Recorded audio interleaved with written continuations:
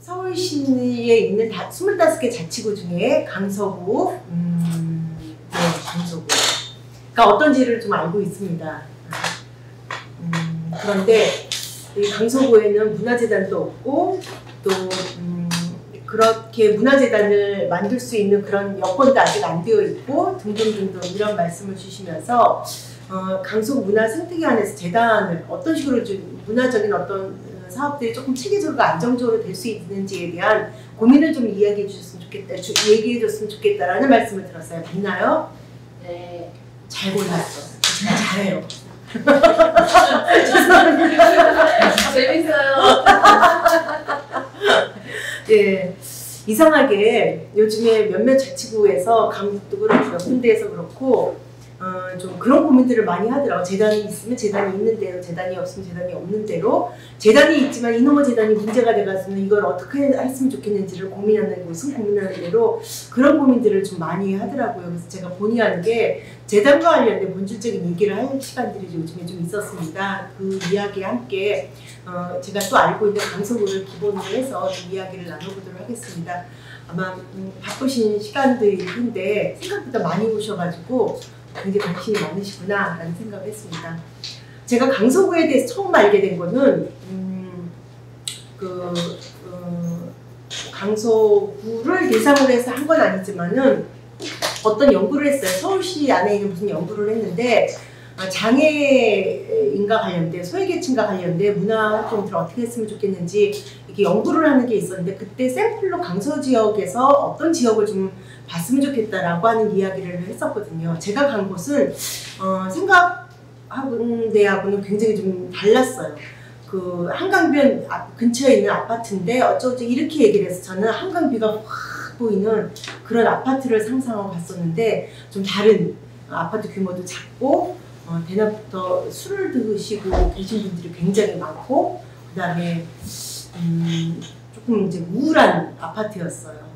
그래서 왜 강서구에는 이런 곳이 많지?를 찾아보다 보니까 강남이 만들어지면서 이렇게 복지대상 사람들이 이렇게 몰려오고 이렇게 한쪽으로 좀 몰아내고 뭐 이랬던 과정에서 강서구가 초기 만들어진 도시적 특성들이 나타나더라고요.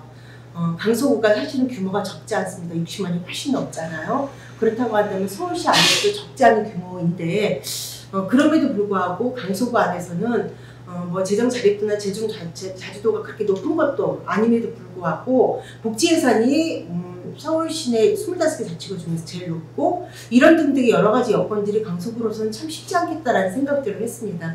근데 제가 그런 얘기들을 조금 했을 때 사람들이 이제 마곡 들어오면 완전히 달라진다고 막 이렇게 얘기하더라고요. 그래서 마곡 들어오면 달라질까? 예. 슬기로운 의사생활은 잘 봤는데 그럼에도 불구하고 강서구 전반이 마곡이 들어왔다고 해서 달라지는 것도 아니고 그 다음에 지역 간의 격차라고 하는 것들은 더 명확해지고 뭐 여러 가지로 다른 식의 어떤 좀 생각들을 좀 해야 되지 않을까라는 생각을 했습니다. 그런 생각을 좀 하고 있다가 저는 서울시에서 생활문화 정책과 관련된 일을 좀 했었죠. 생활문화 1.0이 만들어지고 2.0은 이제 제가 사실은 설계를 했기 때문에 동아리 중심으로 막 동아리를 발굴해서 발표하고 오케스트라하고 막 이런 식으로 또 위를 끊어가지고 저는 이게 마치 우리가 살고 있는 일상의 문화의 전부인 것처럼 이야기하는 거 이건 굉장히 좀 잘못된 거다. 그리고 실제로 생활문화 속에서 동아리 활동이라고 하는 것을 요즘에 20대 30대 동아리 활동하는 사람들이 어디 있어요. 동아리 활동을 한다라고 하는 머릿속에 관념을 갖고 있는 분들은 국민학교 때 초등학교를 다니신 분, 그 다음에 중고등학교 때 시간이 있고 그 다음에 백일장, 사생대를 끊임없이 합창대 끊임없이 했던 분들, 이런 분들이 갖고 있는 문화적 흔적이라고 저는 생각을 하거든요. 그런 분들이 동아리 활동을 통해서 지역사회나 사회에서 만나서 회장은 남자가 하고 부회장은 여자가 하고 또는 총무가 여자가 하고 이런 구조 속에서 사실은 굉장히 전통적인 우리 사회의 일상의 그림들을 그대로 연결하는 것을 문화적으로 이렇게 포장한 것이고 그것이 편한 사람들, 그것이 익숙한 사람들은 그런 식의 생활문화 활동들을 하지만 우리가 생활문화를 어떻게 해야 된다, 동아리로 해야 된다라고 하는 규정하는 것 자체가 굉장히 폭력적이고 이렇게 하면 안 된다라는 얘기들을 좀 주로 했었고, 그래서 생활문화 2.0을 형태가 뭔지 모르는 정책을 설계한 적이 있습니다. 그래서 지역 안에서 사람들이 어떻게 살고 있는지 발견하고 관찰하고 그런 거 안에서 관계를 맺고 하는 방식으로 토대로부터 새롭게 좀 만들어가는 방식으로 설계를 했으면 좋겠다라는 이야기를 했었고, 그런 가운데에서 강서구는 제가 한 2차례, 3차례 컨설팅을 하러 왔습니다. 와서 아주 다달이 바뀌는 강서구 문화예술과 주무관님들 올 때마다 바뀌니 누구도 전문성이 없고 주무관님 오늘 이렇게 얘기하고 난 다음에 언제 또 가시는 거 아니에요? 언제까지 있을 거예요? 아니 대표님 저기 한 2년은 있을 것 같아요. 거짓말. 몇 달 후에 오면 또 없어졌어. 그리고 강서구 문화예술가는 그거에 대해서 관심이 없고 지역의 몇몇 분들은 아주 열심히 노력을 하는데 정말 무릎팍이 깨지게 노력하고 계신 분들이 있었고 해서 전반적으로 강서구가 썩 좋은 문화 생태계를 갖고 있지 않다고 저는 생각을 했습니다. 아마 이제 그 사이에 좀 변화도 있었을 거고 제가 조금 이제 부정적으로 표현하는지 모르겠지만 어쨌든 제가 알고 있는 이런 내용, 이거보다 조금 나아졌을 수도 있고 이런 정도의 내용을 가지고 제가 강서구에서 문화 생태계를 구축하는 문제에 대해서 우리가 어떤 식으로 좀 접근할 것인가라는 얘기를 좀 해보려고 합니다. 지금부터 해도 될까요? 네. 어쩌겠어요. 제가 지금 그거 준비해가지고 왔는데. 네. 강서구의 문화 이슈와 문화를 통한 지역 활성화. 제가 강서구의 문화 이슈를 어떻게 알겠습니까? 많은 그럼에도 불구하고 보편적인 얘기들을 하려고 합니다. 서울시 강서구는 제가 생각하기에 아까와 같은 그런 생각을 좀 했습니다. 그렇지만 강서구는 인구도 굉장히 크고 그 다음에 곳곳에 그 문화예술 활동들을 하시는 분들, 공간들 꽤 많이 있었고 그런 분들이 무지 노력을 하고 있다. 강서구는 이렇게 안 되지만 이렇게 하고 싶다라고 하는 노력을 하고 있었다라고 하는 걸 기억하면서 저는 강서구에서 문화 생태계와 관련된 고민들 또는 문화재단이 강서구에서 있어야 되지 않을까라고 하는 고민의 앞단에 사실은 전반적으로 문화정책을 한번 좀 훑고 얘기를 해야 되지 않을까라고 생각이 듭니다. 예, 우리나라 문화정책을 한번 훑어보려고 해요. 그래도 괜찮겠죠? 우리나라는요. 1990년을 전후로 해서 우리나라 문화정책의 가장 핵심은요. 국학진흥 정책. 이게 언제 때예요? 60년대, 70년대 박정희 대통령 때죠. 국학진흥이라고 하니까 충효 사상 어쩌고저쩌고 이런 것들이 많이 있었습니다. 이걸 기억하시는 분들은 연식이 됐다는 거죠. 예. 선생님 전혀 기억 안 나죠? 안 나려고 노력하시죠? 예. 60년대, 70년대 국학진흥이라고 하는 것이 문화정책의 핵심이었고 이때는 문화정책이라기보다는 공보정책으로 불렀어요. 그러니까 정책 홍보정책으로 그렇게 불렀죠. 그러다가 1980년대 문예진흥이라고 하는 개념이 처음 생깁니다. 그래서 우리나라 문예예술진흥법이 언제 처음 만들어졌죠? 모르시죠? 1982년에 만들어졌어요. 갑자기 느닷없이 뭐 이런 맥락도 없이 82년도에 문화예술진흥정책이 만들어지고 이때부터 예술인 창작 지원을 하기 시작했어요. 그래서 당시 이때는 역시 연식이 오래되신 분들만 기억나는 얘기 대학로에 예술이의 전신인 그 문화예술 진흥재단이니까 이름을 까먹었네. 아무튼 그게 있었는데 무조건 999만 원까지가 무정산이에요. 그리고 1000만 원 이상이면 정산을 하게 되는 제도가 있었거든요. 그러면 당시에 사람들이 얼마짜리 그 공모 신청서를 냈겠어요? 모든 사람들이 999만 원짜리 공모 신청서를 냈어요. 그냥 이런 정도 수준에서는 지원을 하고 간섭을 하지 않는다라고 하는 그런 개념을 갖고 있었을 때예요. 그때 문예진흥 정책이 있었는데 근데 이때가 1982년이라고 얘기했죠. 그러면 언제 때? 누구 대통령 때예요? 전두환 대통령 때잖아요. 이상하죠. 전두환 대통령 때 문예진흥 10이나 했다고?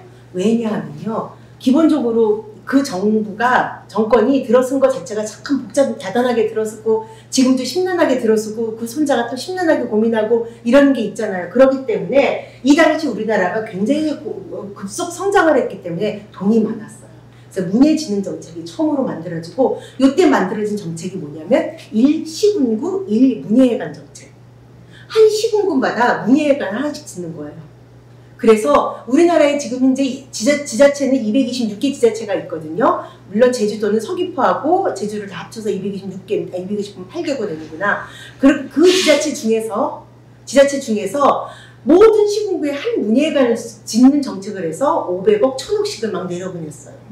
그러니까 동네에 가장 좋은 건물이 뭐겠어요? 보험회사 건물하고 문예관 건물이 나겠죠? 당시 이름은 구민회관이었어요. 구민회관은 모델이 뭐였을까요?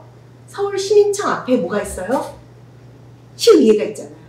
그 옛날에 남진 나오나 리사이트를 했던 곳이거든요. 이거를 기억하시는 분도 연식이 되신 분들이에요. 선생님이 기억 안 나는 척하고 있죠. 초기에 구민회관은 다 그렇게 서울시의회 건물, 그게 옛날에 시민회관이었거든요. 그 모델로 다 지었어요. 그러다가 90년대 후반쯤에는 문예회관을 짓는 모델이 바뀌었어요. 뭐로? 세종문예관을. 그럼 이렇게 딱 이렇게 기둥이 있고 어깨가 빡 뽕이 들어가 있고 쫙 계단이 있고 이걸 프리오베리가 전혀 안 돼 있는 그런 식의 공간으로 문예회관을 짓기 시작했어요. 그러다가 2000년도 후반에는 어떤 문예회관을 짓기 시작했을까요? 네, 예술회관. 그래서 우리나라 문예회관 종류는 딱 세 종류. 더도 없어. 다 스타일이 똑같아. 어디 가나 똑같아요. 그렇죠? 그런 것 같은 생각이 들기도 하죠, 지금. 맞아요, 그렇게. 그래서 우리나라는 지금 문예회관이 모든 시군구에 하나가 있다고 하는데 강서구에 있나요? 없군요. 구민회관. 약간 옛날 방식으로 된 구민회관, 강당 있는 거. 네. 예비군 훈련도 하고 그러는데, 네. 예비군 훈련은 공연장에서 한 번 하면 끝이에요. 그 공연장 버리는 거죠. 예. 근데 우리나라에는 시군구에 2개 있는 데도 있어요. 성남도 그렇고 고향도 그래요. 2개씩 있잖아요. 그런 데도 있고 해서 기본적으로 우리나라는 문예회관이 지금 거의 한 280개가 넘어요. 그럼 우리나라는 전 세계에서 문예회관 제일 많은 나라예요. 진짜 제일 많아요. 자, 그게 80년대에 보면서 공연장 건립 이런 식의 운영이 90년대 전까지의 운영 방식이었어요. 근데 90년대 왜 바뀌었을까요? 90년대 들어서 2가지가 하나 있어요. 하나는 지자체, 지방자치제도가 처음 실시됐잖아요. 그러니까 자치제도가 실시되면서 이제 중앙정부에서 돈을 다 내려가지고서는 지자체가 먹고 사는 방식이 아니라 지자체가 스스로 자립하는 구조인데 자립하는 구조까지는 아니죠. 물론 지금 우리가 지방정부라고 하지 않고 지방자치단체라고 얘기할 정도로 사실은 자립되어 있지는 않지만 90년대 지방자치제도가 생기면서 갑자기 전국에서 뭘 했게요? 축제를 했어요. 그래서 나비날 치는데, 뭐 산천어 잡는데, 별별 데가 다 있었거든요. 뭐 어디 가면은 곤장 치는데, 뭐 이래 가서는 전국의 지역 축제를 겁나게 많이 했어요. 왜냐하면 그거 자체가 브랜딩이 된다고 생각해서. 그런데 아이디어는 없고 창의성은 없는지 어디 가서 보니까 너무 좋더라고요. 여기서 나비 날리고, 여기서 나방 날리고, 여기서 모기 날리고, 여기서 파리 날리고, 이런다고 해서 축제가 되는 건 아니잖아요. 즉, 창의성이 부족한 상태 속에서 축제만 디립다 하다 보니까 축제하다가 망한다는 등 막 이런 식의 얘기들이 겁나게 많았어요. 2008년도에 제가 전국에 있는 축제를 전수조사하는 기가 막힌 쓸데없는 연구를 한 적이 있었거든요. 한 이유는 돈을 많이 줬어요. 의미 있는 연구도 하지만 돈 많이 주면 하기도 합니다. 근데 당시 우리나라 2008년도, 7년도, 8년도 기억이 정확하게 안 나는데 당시 우리나라에서 축제를 하는 건수가 몇 개냐면 1600건이 1년 동안 하는 축제였어요. 큰 축제, 작은 축제 1600건이 했어요. 그래서 정말 너무너무 많이 한다. 축제하다 정말 돌아버리겠다. 이렇게 생각을 했거든요. 근데 이게 많은 건지 안 많은 건지를 어떻게 하냐고요. 그래서 그 바로 전에 일본 전체 축제 전수 조사한 기록을 봤어요. 일본에서는 축제가 18,000건인가 그랬어요. 그럼 뭐예요? 우리가 그 당시까지만 해도 축제라고 하면 지자체에서 크게 해서 가수 부르고 어머나 부르고 막 이런 축제만 생각했지 동네에서 이렇게 골목골목마다 하는 조그만 손바닥 축제, 마을 축제, 공동체 축제에 대한 감이 없었어요. 2000년대 초반까지만 해도 없었어요. 동네에서 공동체가 만들어지면서 자그마한 축제도 하고 반나절 축제, 손바닥 축제 이런 식으로 하는 건 지금에서는 일반적이죠. 그것까지 다 세니까 일본은 만몇 개가 넘는 건데 우리나라는 그렇게 축제할 역량도 없었고 그렇게 축제를 해야 될 이유도 모르고 있는 상태였어요. 그러니까 문화적으로 굉장히 낮은 상태였죠. 지역축제가 90년대부터 굉장히 많이 활성화가 되고 그 다음에 지역축제만 할 게 아니라 관광 활성화해야 된다고 하면서 지역마다 다 여기저기에다가 아주 스틸로 아주 손잡이 만들어서 뭐 이렇게 저렇게 산에도 막 기어 올라가게 만들고 해서 어떡하든지 오라고 하는 관광을 많이 하기 시작했어요. 이 당시 각 지자체장 중에는요. 갑자기 TV에 간 거에서 우리 도시로 오세요 이렇게 하는 지자체장님도 되게 많은데 절대 가고 싶지 않아. 아주 얼굴이 완전히 굳어있는 얼굴로 그렇게 하는 광고들 많이 나왔잖아요. 이게 다 그때인 거죠. 그런데 이런 식으로 지자체에서 하고 있을 때 중앙정부에서 우리나라 최초의 문화정책이 만들어져요. 왜냐하면 90년도에 문체부가 만들어졌거든요. 당시는 문화부였어요. 최초의 문화정책이 뭐냐면 문화복지정책이었어요. 우리나라에서. 이 문화복지정책은 어떻게 만들었냐면은 그동안에는 문예진흥밖에 한 적이 없어요. 창작자들한테 지원해주고 그 다음에 무슨 국전하고 뭐 해서 다 경쟁하는 걸로 다 그런 식으로 문화예술이 활성화되었었는데 우리나라에서 신사유람단이라고 해서 신사유람단처럼 일부 사람들을 다 뽑아가지고서는 파리 뽕피두 센터로 연수를 보냈어요. 이 사람들이 예술의 전당 초기 멤버가 돼요. 그렇게 하려고. 그래서 예술의 전당은 뽕피두 센터를 따라서 한 케이스고요. 정책을 만들어야 되는데 전 세계에서 우리가 배울 만한 정책이 당시 영국하고 프랑스라고 생각해서 신사유람단이 쭉 가서 본 거죠. 그래서 영국에서 좋은 거 가져오고 프랑스에서 좋은 거 가져왔는데 당시 신사유람단으로 갔던 저한테는 한참 선생님 되시는 분들이 딱 가가지고 프랑스에서 보고 온 게 이거예요. 문화복지정책. 동네 곳곳마다 문화의 집이 있고 그 다음에 문화복지 정책을 통해서 모든 사람들이 문화를 같이 나눌 수 있는 문화민주주의의 기초에서 이런 걸 하고 싶다라고 해서 정책이 처음으로 입안이 됩니다.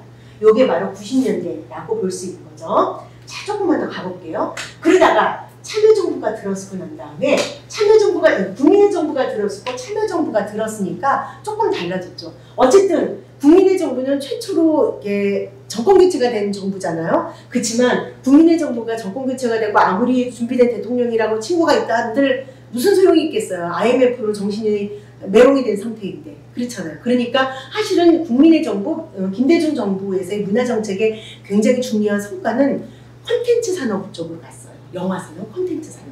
이게 사실은 지금에 있어서 콘텐츠 산업을 발전시키고 굉장히 중요한 밑바닥이 되긴 하는데 이때 국민의 정부에서 한 개 또 하나 있어요. 그게 뭐냐면 1970년, 60년대부터 우리나라에서는 국학진흥정책을 하고 해서 지역문화진흥법을 만들고 지역의 문화원을 만들어서 동네에서 어르신 중심으로 문화를 선도하고 가르치고 이런 문화를 가르치고 뭐 이렇게 하는 것이 이미 60년대부터 한참 있었어요.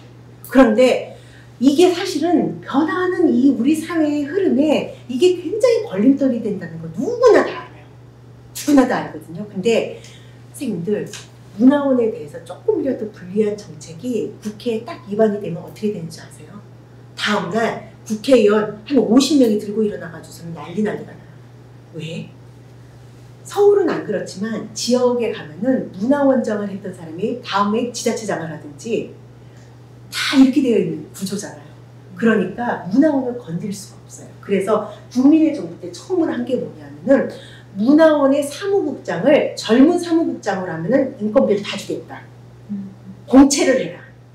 이렇게 했어요. 그래서 젊은 사무국장들이 전국에 있는 문화원에 쑥 들어갑니다. 그래서 그나마 달라진 게 지금 문화원의 모습이에요. 그러면은 강서 문화원은 그렇게 된 건가요? 강서 문화원도 그 흐름을 타고서 변화한 게 지금 이 상태다라고 볼 수 있어요. 그러나 아직 그렇지만 저희들이 보기엔 예술가들이 보기엔 기획자로 보기에는 싫던데요? 라고 할 수 있겠죠? 그거는 시간이 더 필요하거나 새로운 어떤 개혁 방법이 있거나 아니면은 아예 개념이 다른 거는 다른 부대에 담는 것이 맞다라고는 생각을 합니다. 또 하나 변화가 뭐냐면 참여정부 들어서 문화복지 정책이 이런 식으로 이게 뭐예요? 이게 잘못 읽었습니다. 문화복지 정책이 문화예술 교육 정책으로 바뀝니다.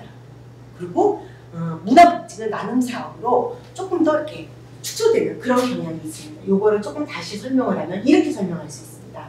선생님 제가 너무 빨리 돌렸나요? 선생님 이거 중요한 것도 아니에요. 저같이 연구한 사람이나 중요하지 전체적인 흐름만 보면 되고 요거랑 그 다음 것만 딱 찍으세요. 이렇게 친절합니다. 자, 아까 말한 것처럼 1960년대 민족문화창단이라고 하는 지방문화 공간이 있었고요. 80년대 문예진흥 정책을 하면서 문예회관을 만들었고, 문민정부 때 문화이집 정책, 문화복지 정책이 만들어졌죠. 국민의 정부 때는 문화산업, 미디어센터가 만들어졌어요. 그리고 참여정부 때는 문화예술 교육으로 미디어센터도 더 확대됐지만 작은 도서관이 되게 많이 만들어지고요. 이명박 정부 때는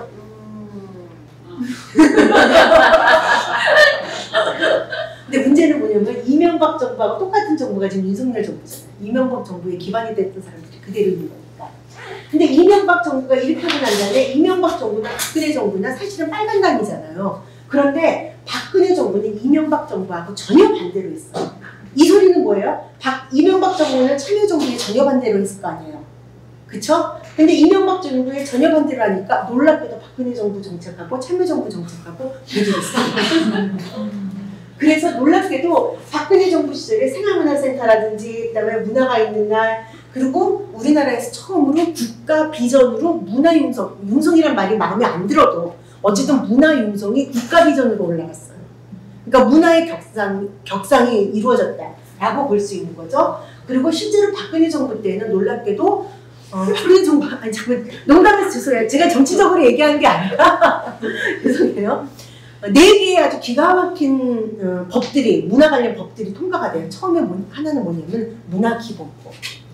문화에 관련된 법들이 이렇게 짜시락한 것들이 있는데 이 짜시락한 것들을 하나로 쫙 모아가지고 문화기본법을 만들었어요. 문화기본법 위에 상위법은 뭘까요? 딱 한 법밖에 없어요. 헌법 정신을 받아서 문화기본법을 만들고 문화기본법에 근거해서 이렇게 저렇게 이렇게 법이 만들어지게 문화기본법을 만들었고요. 또 하나는 지역문화진흥법. 지역문화진흥법을 만들었으니까 이런 거가 있었던 거죠. 세 번째는 뭐냐면 놀랍게도 또 놀랍게도 예술인복지법. 놀랍잖아요? 놀라워 주세요. 네 번째는 무슨 뜻인지 모르고 만들었을 것으로 생각이 되는 문화다양성법. 문화다양성. 이 4가지 법을. 근데 이거는 문화정책에 있어서 굉장히 핵심적인 정책이에요. 예술가들, 결국은 예술가들이 자꾸 뭐 자살하고 우울증 걸리고 이러니까 사회적 여론도 있었지만은 예술인 복지 정책을 만들려고 했던 노력들은 90년대부터 있었는데 못 만들었어요. 예술가들이 뭔데? 지네들이 하고 싶은 거 하잖아? 이런 사회적 여론에 부딪혔었거든요. 근데 2014년에 확 만들었어요. 근데 그런 것들을 반대하던 사람들이 주로 이제 약간 보수적인 분들인데 이 당에서 만드니까 아무도 반대하는 사람이 없더라고요. 이렇게 된 거죠. 그 다음에 문재인 정부는 박근혜 정부 정책을 거의 비슷하게 한 수준이다라고 보면 돼요. 그래서 전체적인 흐름은 이렇게 갔다라고 보여집니다.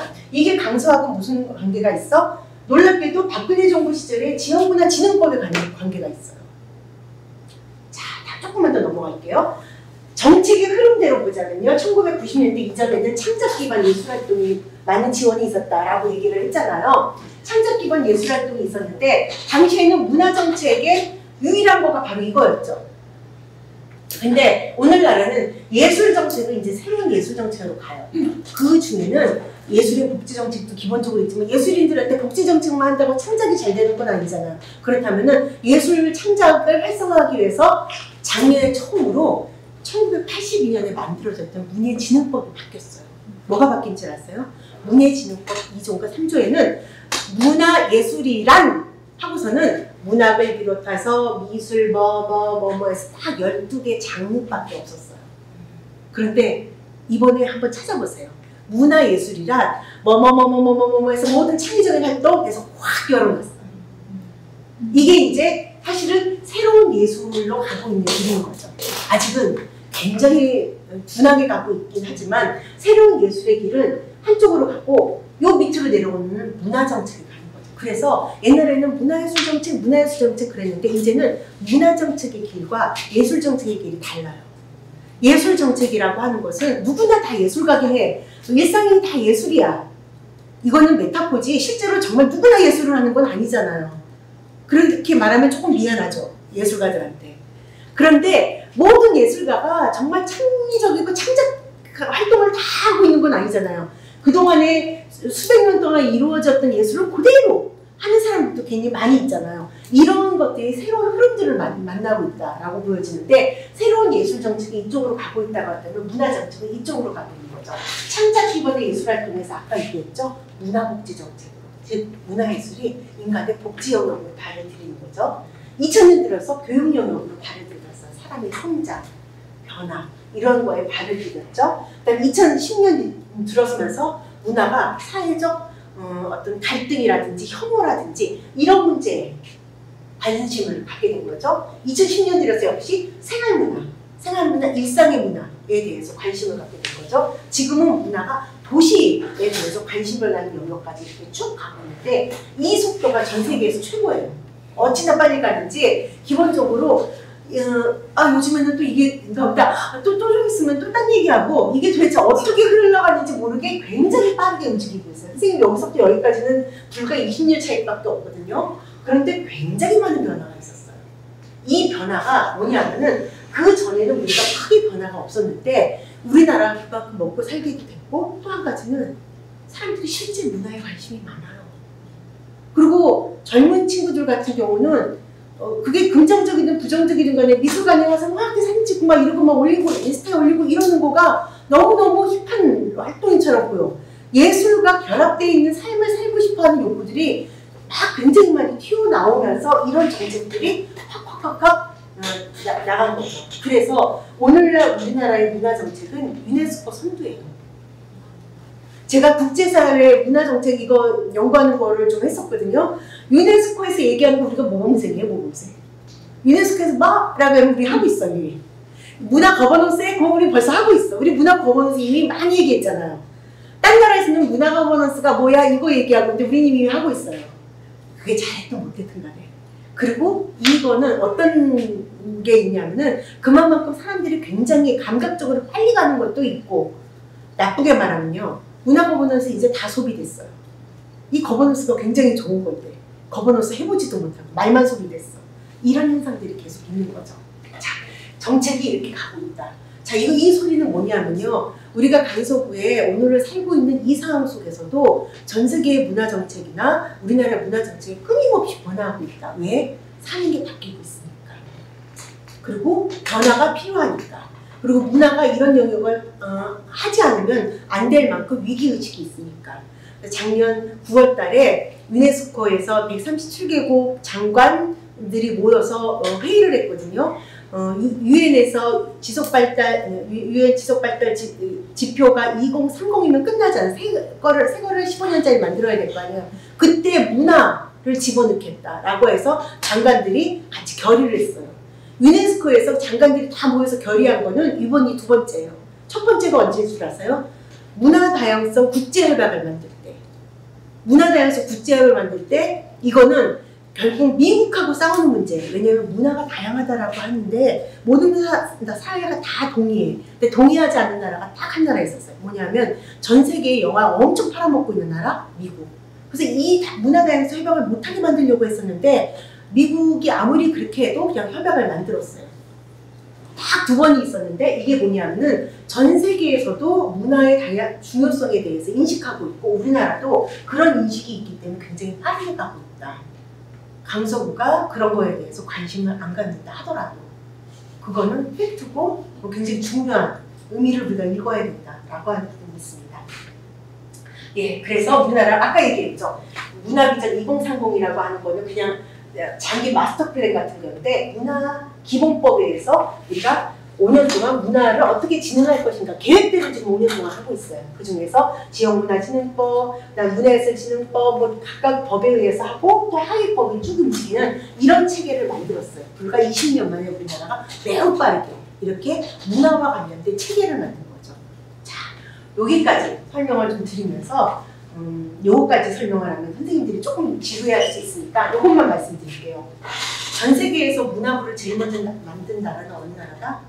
아무렇게나 말씀해 주세요, 선생님. 네. 여기 있습니다. 여기. 프랑스. 전 세계에서 문화부를 제일 먼저 만든 나라는 프랑스예요. 1959년, 60년에 만들었어요. 그러면 여태까지는 문화는 국가라고 하는 게 국가가 책임질 몫이 아니었던 거예요. 그 전까지는 뭐 부자들이 이렇게 후원해가지고 한다든지 이런 거가 있었는데 전 세계에서 제일 먼저 국가가 이거 문화에 대해서 책임을 져야 돼라고 하는 것을 이야기합니다. 그 전에 하나의 흐름이 있죠. 하나의 흐름이 뭐냐면은 1946년에 영국에서 이제는 그렇게 귀족도 없고 그러니까 국가가 예술 지원을 담당해야 돼라고 해서 예술위를 만듭니다. 영국은 예술위원회를 만드는 방식으로 프랑스는 문화부를 만드는 방식으로 처음으로 국가 차원에서 문화와 예술에 대한 고민을 시작한 나라가 이렇게 두 나라가 있습니다. 뭐 다른 거 다 빼고요. 그런데 우리나라가 문화부를 1990년에 만들었어요.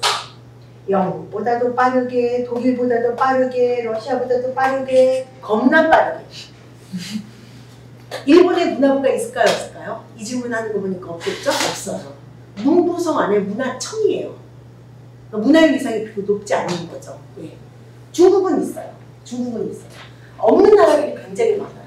그러면 이때 만들어진 문화부 같은 경우는 조금 성격이 여기는 진짜 순수 예술 지원을 하는 거고 여기는 프랑스 같은 경우는 1930년대 인민전선 정부가 만들어지면서 이미 여가사회를 표방하고 문화, 노동과 휴식과 놀이의 균형을 선언했던 경험이 있기 때문에 문화부를 맡은 나라라고 한다면 1990년대에 만들었던 문화부를 만들었던 흐름은 뭐냐면 가만히 보니까 문화가 돈이 돼. 당시에 많이 나왔던 얘기 중에 뭐냐면 주라기 공원 하나를 만들면 현대자동차 1000대를 판 거랑 똑같다. 뭐 이런 식의 얘기들이 굉장히 많았어요. 문화가 돈이 된다. 요 생각 때문에 이렇게 만들기 시작했어요. 그렇다 하더라도 우리나라에서 처음으로 문화부를 만들고 난 다음에 맨 처음에 했던 문화정책은 뭐다? 문화복지정책이다. 라는 걸 말씀드릴 수가 있습니다. 자, 여기까지 얘기는요. 기본적으로 우리가 문화정책이 우리나라에서 굉장히 빨리 발전하고 있는 정책이고 이거는 우리나라 정부가 정말 문화적 소양이 있어서라기보다도 실제 국민들의 문화 욕구라든지 또 문화에 대한 어떤 어떤 지향 이런 것들이 굉장히 빠르게 바뀌고 있고 그거는 지자체 선거를 하면 알 수 있어요. 지자체 선거 공약에서 옛날에는 뭐 경제를 살린다는 둥 아니면 복지를 어떻게 한다는 둥 이런 구호가 많이 있다고 한다면 지금은 문화 구호가 굉장히 많이 나오고 만 보더라도 이미 문화에 대해서 정치권이나 정책에서 이미 알고 있고 그래서 우리나라 문화 정책은 굉장히 잘 만들어진 정책이고 전 세계에도 그런 일들이 있고 우리는 상당히 선두에 서 있다라고 하는 걸 알 수 있습니다.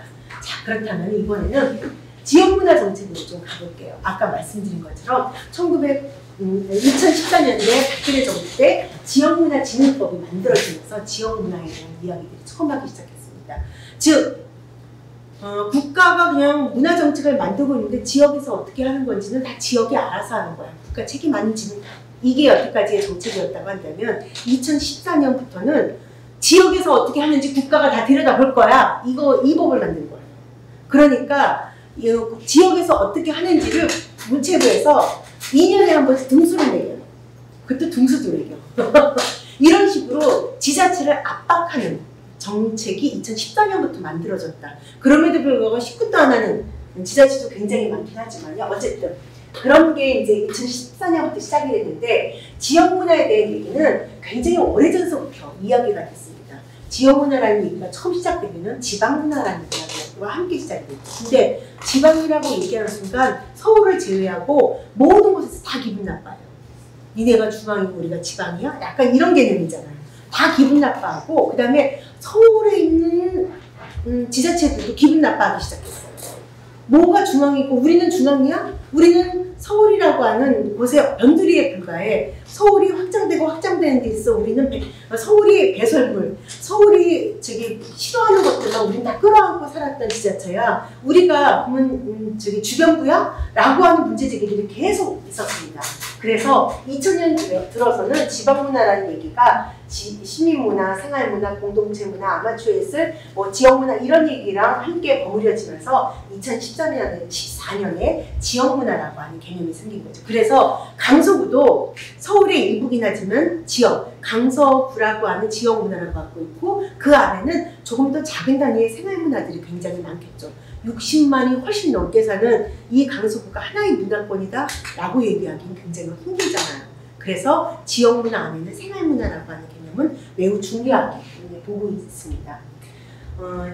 지역문화진흥법이 만들어지면서 우리는 뭐 지역 간의 문화 격차를 해소하고 고유문화를 발전시키고 주민의 삶의 질을 향상시킨다라고 하는, 그래서 문화국가를 실현한다라고 하는 그런 내용들을 갖게 됐고요. 그 원칙이 이제 이런 원칙을 가지고 한다라고 하는 이야기를 하게 되는데, 문제는 뭐냐면 너무나 오랫동안 서울 중심의 문화가 전국을 덮어버리게 되니까 지역 간의 문화 격차 해소와 지역의 문화 다양성이 있는 균형 조화를 갖춘다? 이게 참 쉽지가 않아요.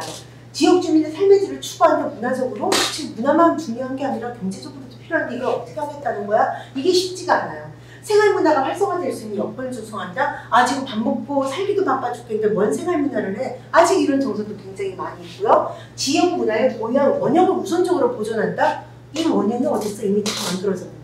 등등등등 지역 문화를 좀 새롭게 한다라고 하는 것에 다 쉽지 않은 상황들에 놓여 있기는 합니다. 자, 조금만 더 가볼게요. 그래서 지역 문화와 관련돼서 여러 가지 개념들을 만들고, 그다음에 지역 문화에서는 이렇게 한다라고 하는 원칙들을 세웠습니다. 예. 그래서 오늘 제가 좀 뒷부분에서 이야기해야 되는 내용 중에 하나인 지역문화재단이라고 하는 규정은 어디에 있다? 여기 있다. 지역문화를 활성화시키는 데 있어서 어떻게 하냐면요. 지역문화진흥법에는 모든 지자체는 5년에 한 번씩 지역문화 기본계획을 세워야 됩니다. 국가도 세우고, 국가가 지역문화 기본계획을 세워서 지자체들이 어떻게 하는지를 요거를 선도하는 거를 국가의 책임으로 하고, 광역 17개 지자체는 다 이 시행계획을 세워야 돼요. 5년짜리. 그리고 기초지자체는 세워야 될까요? 안 세워야 될까요? 이것도 세워야 돼요. 안 세우는 데도 있어요. 근데 안 세우면 죽여버린다 뭐 이런 조항은 없어요.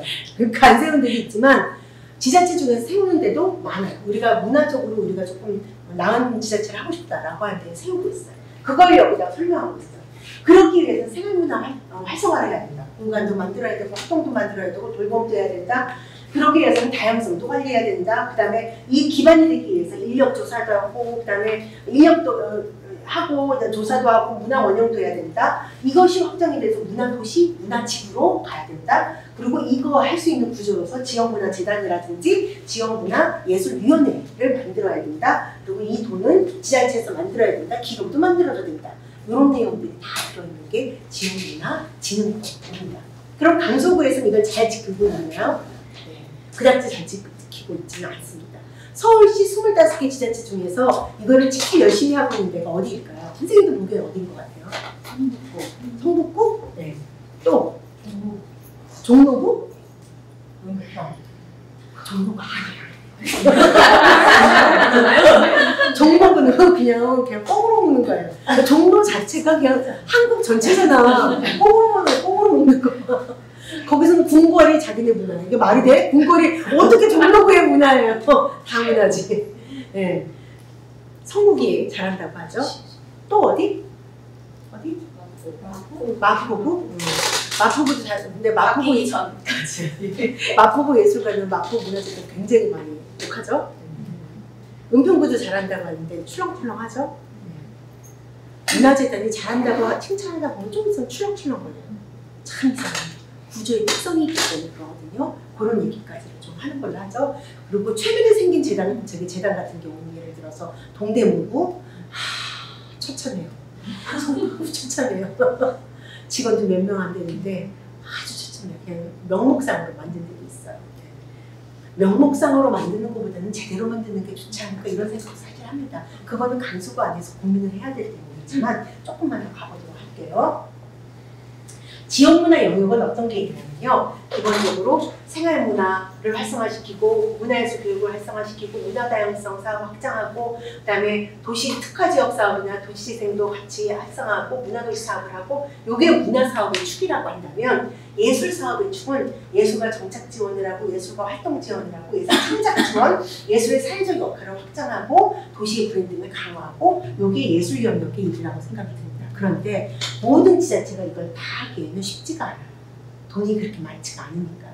그래서 대체로는 기초지자체에서의 역할은 이것으로 하고 그 다음에 광역지자체 재단에서는 이거를 도와야 된다. 라고 하는 게 일반적인 얘기입니다. 일반적인 얘기예요. 그런데 서울문화재단은 이것도 하고 있고 이것도 하고 있죠. 왜냐하면 모든 기초지자체가 다 이걸 하고 있지가 않으니까 서울문화재단이 손을 놓을 수가 없는 거예요. 서울문화재단이 우리는 이제부터 예술지원 정책으로 하겠습니다 라고 하면 강서구는 어쩔 거예요. 여기 제도 없는 데는.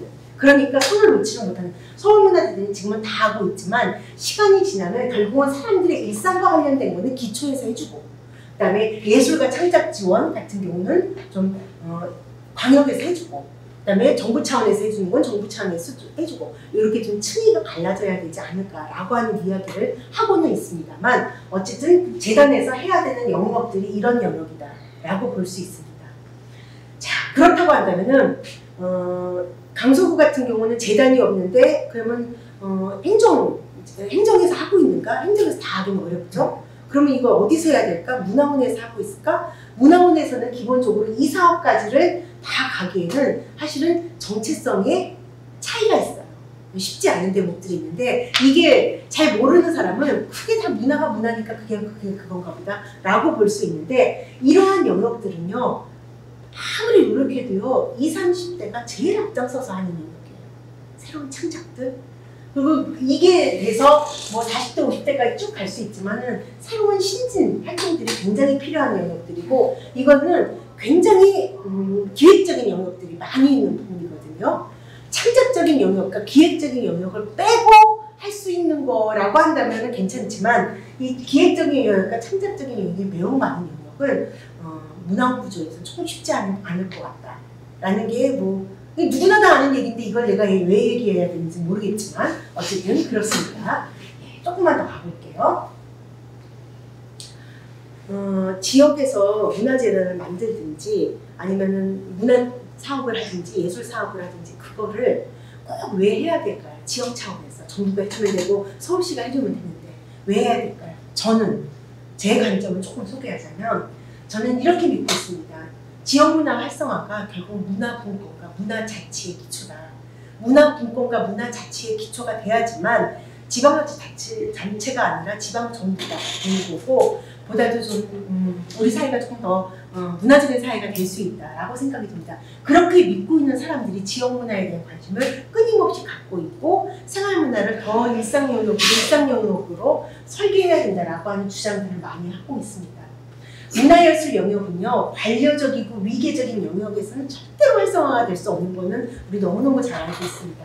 그래서 공모 사업을 가지고 문화예술이 활성화되는데 한계가 있다는 게 굉장히 분명하죠. 이런 식으로 해주세요 라고 하면은 거기에 맞춰야지 어떻게 나의 생각들을 하겠습니까? 쉽지가 않죠. 그런데 이제 이런 영역들이 꽤 있어서 자꾸 이런 영역들을 좀 이렇게 벗어나려고 하는 그런 설계들을 하는 게 기본적으로 기획 영역일 거라고 생각이 듭니다. 문화가 우리가 갖고 있는 정체성의 표현이고, 이 정체성을 다시 한번 살펴보고 자아를 가동해서 우리의 삶들을 성찰하고 변화시키는 것이라고 한다면, 실천이 그런 거라고 한다면, 예술은 어떤 식으로든지 간에 탁월하면 탐색일 거라고 생각이 듭니다. 그것이 아름답게 표현을 했던 최악으로 추하게 표현하는 거를 해봐도 그거 얼마나 어려울까요? 어떤 식이든지 간에 탁월한 어떤 탐색이라고 하는 관점에서 본다고 한다면, 정치, 경제 영역보다 훨씬 더 중앙에 자원이 많고 정보가 많은 곳에 흡수될 가능성이 굉장히 많은 거죠. 그렇기 때문에 기본적으로 지역 안에서 이런 것들이 지역 안에서 활성화될 수 있게 지켜주는 어떤 구조적 틀들이 필요한 거는 저는 좀 분명하다라고 보여집니다. 강서구에 그런 틀이 없다고 한다면 그런 틀을 만들어 가야 되고, 그 다음에 그런 틀을 만들기 위해서 강서구의 문화예술 생태계가 어떻게 되어 있는가, 어떻게 지금까지 존재하고 있으며 앞으로 어떻게 가야 될 것인가를 고민해야 된다면 그 고민이 필요하지 않을까라고 생각이 듭니다. 그게 실제로 우리가 뭐 예술은 당장 안 한다 하더라도 예술가가 하는 걸 이렇게 보면서 그래 저렇게도 하는구나, 가끔씩 위안도 받고, 예술이 있는 사회 속에 내가 직접 예술을 하지 않아도 살게 되고, 그 다음에 내가 표현하는 이 나의 정체성이 다른 사람들한테 혐오의 대상이 되지 않는 그런 사회가 되기 위한 방법으로서 이런 지역문화의 활성화가 결국은 자치분권과 연결되고 그런 것들이 사회 변화와 연결되는 것이 아닌가라고 하는 것들을 믿고 있기 때문에 전체적으로 국제적으로는 문화를 어떻게 보고 있고 예술은 어떻게 보고 있는가, 우리 사회에서는 문화는 어떻게 변화하고 있고 예술은 어떻게 변화하는가를 탐색해가 되고 지역 문화에 대한 관심을 갖게 되는 요소라고 생각이 듭니다. 자, 이제부터는 이 얘기를 조금 더 해야 되거든요. 그래서 지역 문화 정책은 권력이 어떤 믿음을 갖고 있느냐에 따라서 굉장히 다르게 추진되기도 합니다. 문재인 정부 시절의 지역문화 정책은 저는 문재인 정부가 지역문화 정책을 잘했다고 생각하지는 않아요. 다른 것도 그렇지만 참 너무 점잖게 가셨네 이런 생각을 합니다. 뭐 이거에 대해서 여러 가지 이야기를 할 수 있겠죠. 그런데 문재인 정부 시절의 지역문화 정책은 지역 주민을 지역문화의 주체로 인식한 거는 맞아요. 그리고 주민활동과 공동체 활성화를 지원했어요. 이걸 아무리 지원해도 성과가 안 나와요. 성과가 안 나와도 지원하는 거다라고 하는 것에 대한 믿음을 갖고는 있었어요. 근데 지금은 이거를 계속해서 성과가 안 나오면은 쓸데없는 돈 쓴다라고 하는 댓글이 굉장히 많이 들어와요. 그래서 줄어들고 있는 거죠, 사실. 박근혜 정부가 지역문화진흥부 제정과 함께 추진한 생활문화 활성화 정책을 계승한 것도 맞아요. 문화도시 정책 추진은 지역문화 활성화에 사람, 체계, 제도를 한꺼번에 구성해보는 것을 연습해보는 과정이었다. 문재인 정부 시절에는. 근데 이 정책이 만들어진 건 박근혜 정부 때 만들어졌어요. 2016년도에 만들어졌어요. 14년도에 더 만들어지고 16년도에 만들어지고 실제 강원이 18년도에 했으니까 이 문화도시 정책이 문재인 정부 정책인 것 같지만 박근혜 정책이다. 그리고 문재인 정부 시절에 생활 SOC 사업을 통해서 주민들이 모일 수 있는 생활 공간들을 확보하려고 노력한 거는 맞아요. 그런데 윤석열 정부 들어서 첫 해년도에도 둘째 년도에도 정확하게 정체가 나오지는 않고 있어요. 그러나 대체로 지금까지 나온 원사를 봤을 때는 주민을 문화활동의 주체가 아닌 문화와 예술의 향유자. 그래서 그냥 앉아서 이렇게 즐겼으면 좋겠다로 보고 있다. 그래서 향유라는 개념을 굉장히 많이 써요. 문화향유 이 개념을 많이 써요. 전 정부의 문화 정책이 정치 편향의 시민에 집중되었다가 판단하고 있다. 바로 이거죠. 정치 편향의 시민에 집중되었다. 그래서 이렇게 편향된 사람들에게 집중된 것을 전수조사하고 있어요, 지금. 그래서 문재인 정부 시절에 지원되었던 모든 공모사업, 농목사업을 전수조사해서 내년쯤에 아마 올 말이나 발표할 것 같아요. 이명박 시절에도 이렇게 한번 하더라고요. 어쨌든 그렇고요.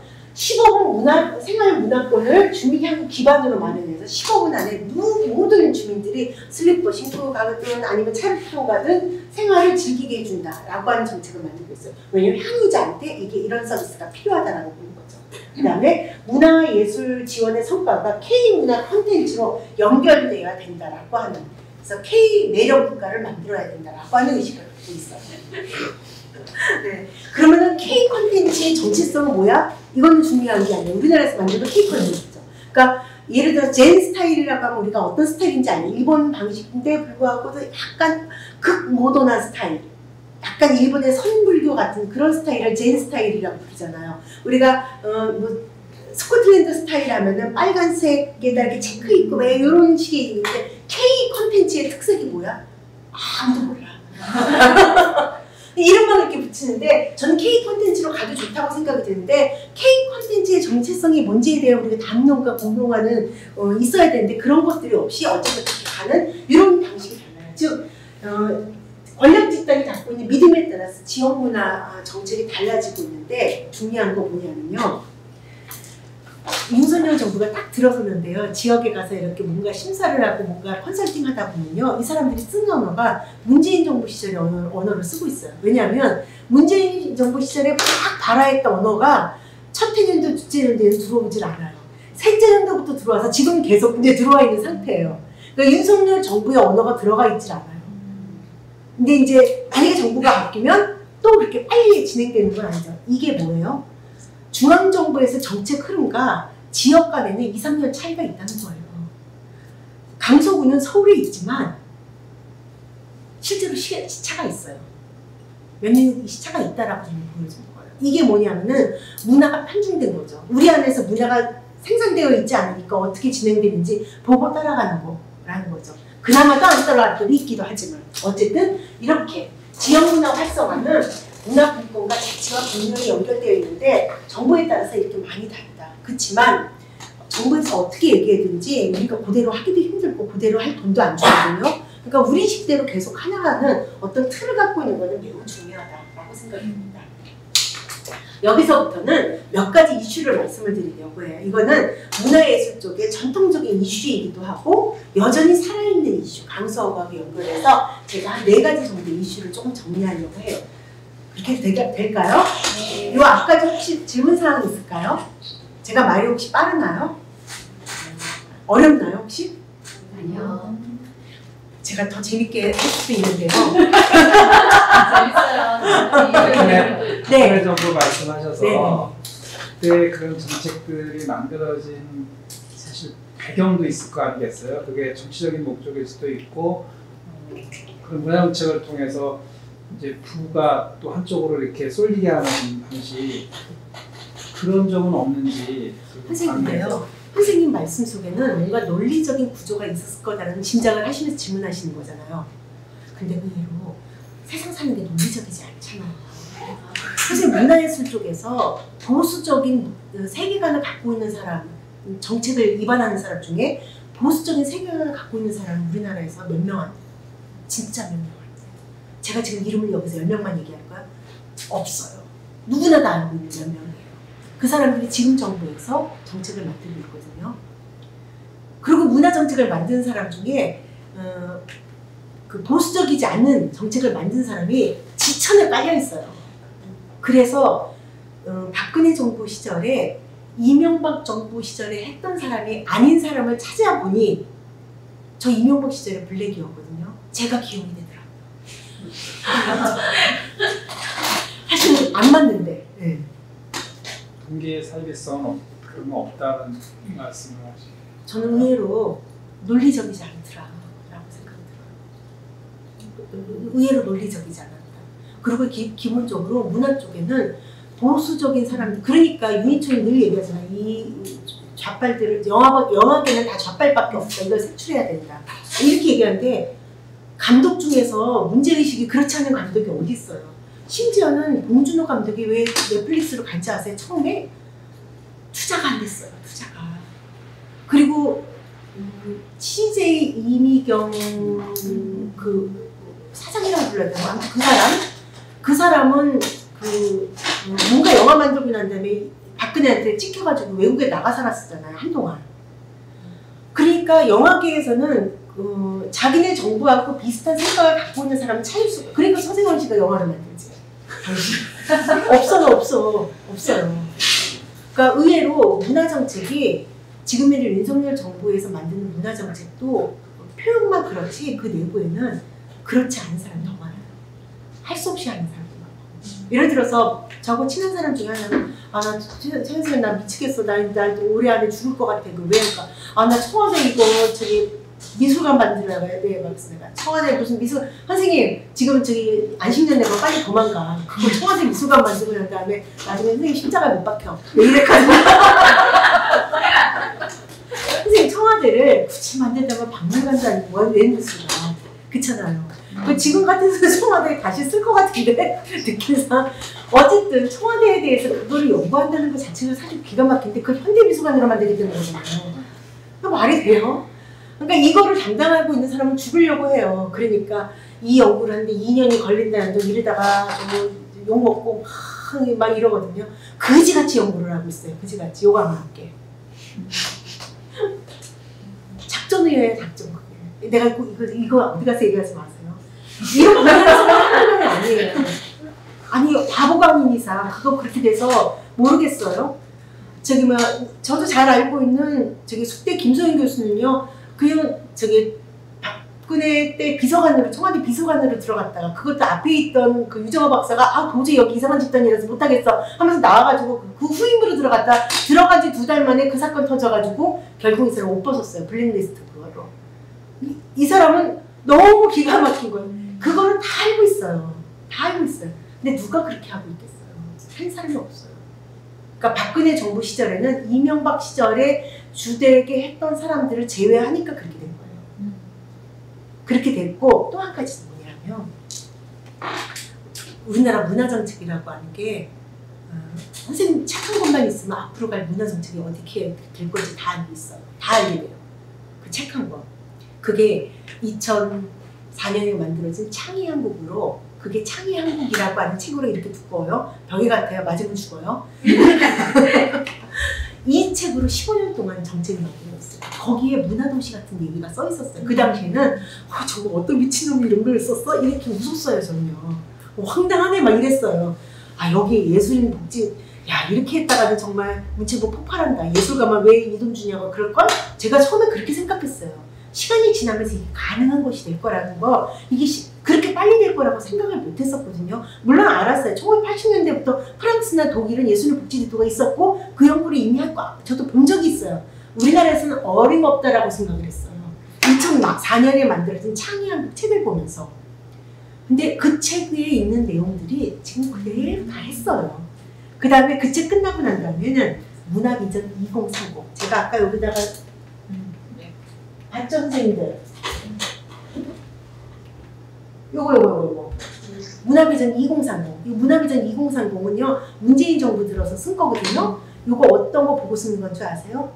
서울시 2030 박원순 시장 때 쓴 거 그거 보고 따라 쓴 거예요. 왜냐하면 문체부가 창의한국 무슨 2015년까지 적용되는 것을 만들었어요. 그때 이창동 장관 시절에 만들었어요.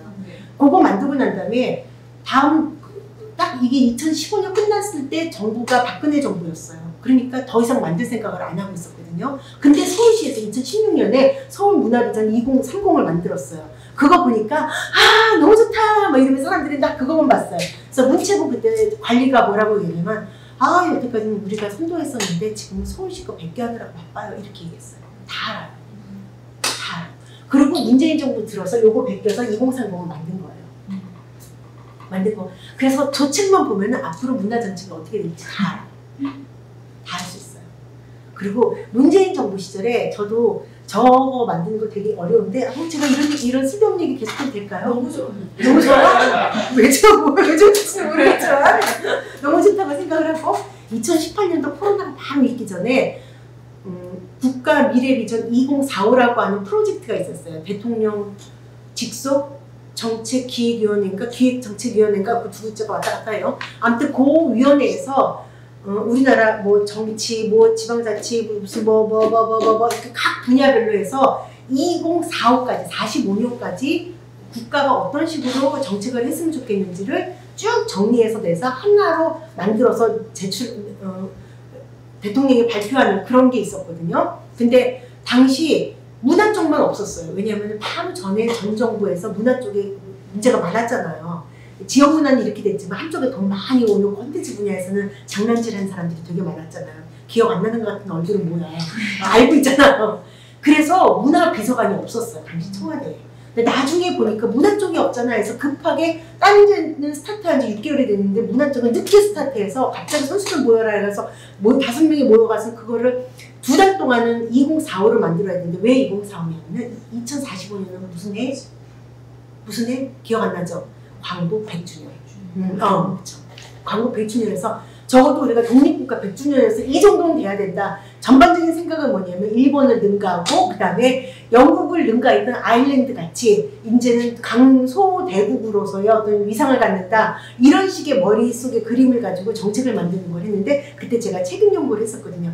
맨날 일주일에 한 번씩 모여가지고 막 얘기를 했는데 아무 말 대잔치를 하는 거죠. 2045년까지 어떻게 할 거야. 내가 그때 살아있을지 죽을지도 모르는데 다만 지금까지의 흐름을 갖고 보면서 예측을 하고 계속 이제 그런 토론들을 3달 동안 해가지고는 우리가 20개인가의 제안을 했어. 문화 정책 제안을 했었거든요.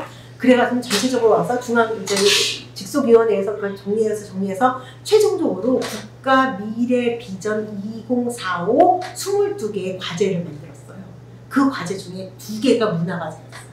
우리는 우리가 20개 냈는데 2개 됐어. 이거 너무너무 높게 많이 된 거예요. 너무너무 좋아했는데 근데 된 게 될 만한 게 됐어요. 뭐냐면 문화 다양성, 그다음에 젠더. 이 2가지가 문화 과제로 집어넣은 거거든요. 우리 사회가 어떻게 문화적으로 바뀌어야 되는가라는 걸 얘기하면서 이런 식의 실험들, 문화다양성에서 예술 실험들을 강화하는 얘기라든지 이런 것들을 넣어서 집어넣는데 딱 한 다 잘렸는데 거기에 딱 들어간 거죠. 근데 그거 아무도 모르죠? 왜 모르냐면요. 코로나 바로 직전에 발표를 했어요. 그래가지고 코로나 때문에 다 묻혀버렸어요. 그렇지만 지금도 그걸 읽으면 그때에 같이 논의했던 사람들하고의 그 머리 상태가 지금 막 이렇게까지 갔을 때 논의한 거라서 지금 제가 보면은 이걸 어떻게 내가 썼지? 난 기억도 안 나요. 뭔지 아세요? 그 느낌? 나는 지금 여기에 살고 있는데 내가 그걸 쓰고 있었을 때는 내가 딴 사람으로 쓴 거예요. 그다음 다시 돌아보니까 딴 사람이 쓴 것 같고 도무지 나하고는 아무 상관이 없어 보이거든요. 근데 혹시 선생님들이 그래도 앞으로 문화정책이 어떻게 할 것인지 궁금하다고 한다면 2030 저거를 찾아서 보시면 돼요. 구글링하면 그거 찾을 수 있거든요. 다만 너무 두꺼워요. 그래서 이걸 보라고 했단 말이야 하면서 저를 욕하실 거예요. 그리고 예술이 어떻게 바뀔 것인가를 보고 싶으면 새로운 예술의 힘. 새로운 예술의 힘. 그걸 찾아보시면 돼요. 그래도 많이 그게 적용되고 있다. 그대로 적용되고 있다라고 생각하시면 될 것 같아요. 자, 지금서부터는 몇 가지 이슈를 좀 말씀드리겠습니다. 첫 번째는 개인의 즐거움을 위해서 하는 게 예술이잖아. 예술가는 지가 좋아서 하는 거지 누가 하라고 그랬어? 왜 그런 예술? 문화라고 하는 건 사람들이 살면 다 그렇게 하는 건데 왜 정책이 굳이 예술가 문화를 지원해야 되는 거야? 이 얘기는 옛날부터 지금까지 계속된 얘기예요. 오늘날 사회에서도 계속되고 옛날에는 겁나 많았죠. 근데 이 사람들이 그 부분에 대해서 이야기를 해줘요. 근데 가만히 보면요. 이 사람 케인즈 직업이 뭐예요? 경제학자잖아요.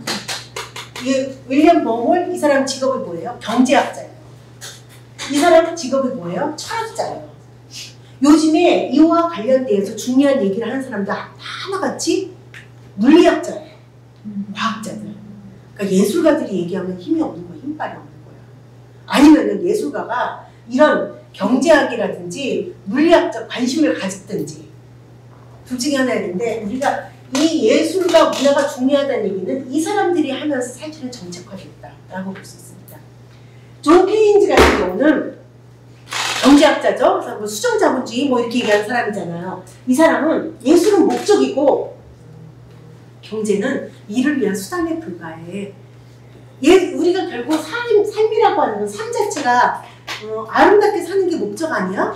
경제를 위해서 살려면 안 돼. 그러니까 예술가들이 자유롭게 예술활동을 할 수 있도록 지원해줘야 돼. 그래서 예술위원회를 제안했고 케인즈 정도가 제안하니까 사람들이 다 찬성을 했고 케인즈가 초대위원장을 해요. 이래서 영국에서 예술 지원의 정책이 만들어지는 거죠. 예술은 시장에서 실패할 수밖에 없어. 우리가 아무리 공연을 만들어도 이 공연을 만드는데 드는 돈은 10억이라고 한다면 돈을 내고 들어와서 1억도 안 돼. 그러면 결국은 아무리 전략을 한다 하더라도 이거는 경제적으로 상품성이 있는 게 아니야. 그럼 상품성이 없으니까 경제적 가치로 봤을 때는 없어야 되는 건가? 예술 없어도 되나? 예술 없는 세상에 살고 싶어? 예술 없어도 되는 거야? 아니잖아. 예술은 있어야 되잖아. 그러면 예술은 시장 실패 영역이 것이기 때문에 경제적 가치로 얘기하는 게 아니라 하나의 공공재이자 필수재로 이해를 해야 돼. 라고 얘기하는 거예요. 지금 이 말씀이 무슨 말이야? 뭐 이렇게 생각되는 거 아니죠? 동의가 되시죠? 네. 그러면 이 얘기를 정리해낸 사람은 이 사람이에요. 이 사람은 미국에서 유럽 같은 데는 예술 지원을 다 하고 있는데 미국에서는 아니 지네들이 하고 싶어서 하는 건데 왜 지원을 해주는 거야? 그렇게 예술한다고 해서 돈이 나와 뭐가 나와? 예술 팔아가지고 그럼 자기가 그러면 먹고 살면 될 거 아니야? 이런 얘기를 계속하니까 예술이라고 하는 거는 시장에서 실패한 영역이다. 왜냐하면 예술에는 너무너무 많은 공이 들어가고 그 공을 경제적으로 산출할 수가 없다. 시장은. 그런 시선을 갖고 있지 않다. 그러면 경제적으로 할 만큼만 하라고 한다면 예술은 없어질 거다. 우리 사회에 예술이 없어도 되는가? 아니다. 아니지 않냐. 공공재다. 그러면 국가에서 기본적으로 지원해줘야 된다라고 하는 얘기들을 합니다. 그래서 미국에서는 NEA라고 하는 지원 구조를 만들게 되죠. 한나 아렌트 같은 경우는 히틀러가 왜 독일 사람들이 그렇게 생각도 많이 하고 막 이런 사람들이 왜 하나같이 다 히틀러의 그런 사람들이 되는지 아느냐. 그게 뭐냐면 인간 사회라고 하는 노동도 하고 휴식도 하고 행위도 하는 이 세 영역에서 이루어진다. 자, 일도 하고 집에 가서 쉬고 자고 그 다음에 사람들끼리 모여서 합창하면서 떠들고 뭐 마시면서 뭐 하고 놀고 뛰면서 하고 이런 영역들이 있는데 이 영역은 사람들이 서로를 배우기도 하고 다른 사람 얘기를 듣기도 하고 그런 가운데에서 자기를 훈련하기도 하고 그 다음에 화내지 않고 이야기하는 것도 배우기도 하지만 다른 사람의 얘기를 통해서 내가 성장하기도 하는 건데 요거를 한마디로 얘기하면은 문화 영역이다. 이 문화 영역이 없어졌으니까 결국 일하고 노동하고 공사 요런 사회만 되니까 어떠한 프로파간다에 의해서 사람들이 확 그렇게 전제주의 사회가 된 거다. 그래서 이 다양한 문화행위가 이루어지기 위해서는 바로 이 커뮤니티, 공동체가 활성화되기 위해서 지원을 해야 되고 이 공동체는 타자의 관점을 배운다. 아, 나는 저거 너무너무 싫은데 저 선생님 참 좋은데 왜 저따위 소리를 하지? 저따위 소리가 아니라 저 선생님이 하는 얘기는 거 보니까 좋은 소리가 없다. 뭐 이렇게 생각이 바뀌어지는 거잖아요. 네, 너무 자, 이런 것들이 이루어진다라고 해서 예술과 문화는 지원 영역이다라고 하는 생각들을 하게 됩니다. 자, 기초지자체에서는 문화에서 흐름을 보면 아까 같이 이런 식으로 자, 문화적 정책의 흐름들이 좀 만들어졌죠. 강서구 같은 경우는 지역문화 진흥법이 만들어지고 난 다음에 지역에 굉장히 많은 사실 예산들이 쏟아져 나왔는데 강서구는 거의 하질 않아요. 예를 들어서 서울시에서는 이렇게 해서 이거를 지원하라고 공문을 보내면 지원을 하지 않는 지자체인 거죠, 강서구는. 그래서 비교적 이런 것들에서 배제되어 있는 거죠. 배제되어 있고 그렇기 때문에 강서구에서 중요한 거는 지금 재단을 만드냐 안 만드냐 이 문제가 아니라 강서구에서 문화예술에 대한 어떤 태도를 가질 것인가, 지역에서 우리나라에 있는 문화예술을 어떤 식으로 볼 것인가, 몇 명이 얘기하는 게 아니라 강서구에 있는 좀 유명한 사람이든 아니면 영향력이 있는 사람이든 간에 함께 공론을 만들어가는 과정들 이런 것들이 필요하고 아니면 강서구의 문화예술은 다른 이 25개 자치구에 비해서 어느 정도니까 분명히 미칠 거예요. 자, 강서구에는 뭐는 어떤 이런 것들을 쭉 보면서 강서구의 문화예술이 필요하다라는 담론을 만들어가는 과정들이 좀 필요할 거라고 생각이 듭니다. 이런 과정을 통해서 재단이 설립돼야지 그렇지 않으면 재단은 구청장의 캠프에서 있었던 사람들이 쭉 가는 자리가 될 수가 있다. 그렇게 하는데 되게 많잖아요. 자, 이 얘기를 좀 하면서 기본적으로 강서구의 문화예술이 활성화되기 위해서 강서구에서 문화예술이 왜 중요한가 본질적인 논의를 좀 할 필요가 있는 것 같다. 최소한 이런 본질적인 논의에 대해서 수없이 이야기하는 그런 사람들이 좀 많이 있어야 된다라는 생각들이 좀 들고요. 그러면 누군가 좀 학습 공동체도 만들어져야 되고 그래야 되겠죠. 저는 좀 그 부분에 대해서 여러분들은 어떻게 생각해야 할 것인지 좀 고민이 필요하시지 않을까라고 생각이 듭니다. 두 번째는 문화예술 정책에 있어 무엇을 지원 대상으로 할 것인가. 다 지원해달라고 하는데 문화라고 하면 너무 넓고 예술이라고 하면 너무 좋은 데가 아니라 좁은 한데 자 어떻게 해야 될 것인가 이 부분에 대한 고민이 필요합니다. 대체로는 정책이 예술가와 예술을 지원할 때 예술가를 딱 지원합니다. 그러면 케인즈 같은 영국 예술회에서는 지원을 하고 이거가 어떻게 됐는지 간섭하지 마, 알려고 하지 마, 실제로 했는지만 확인하면 되잖아 라고 얘기를 하는데 우리나라 예술 정책은 네가 지원을 받은 거 가지고 어떤 효과가 있었는지를 써서 내 라고까지 이야기를 합니다. 그러니까 예술가들은 이렇게 하고 잘 못 써요. 잘 못 쓰는데 전 두 가지 문제가 다 있다고 생각이 듭니다. 정책 중에는 이렇게 예술가한테 지원하고 시민한테 어떤 효과가 있는지를 써서 내야 되는 커뮤니티 아트성 예술도 있고 그게 아닌 예술도 있는 거거든요.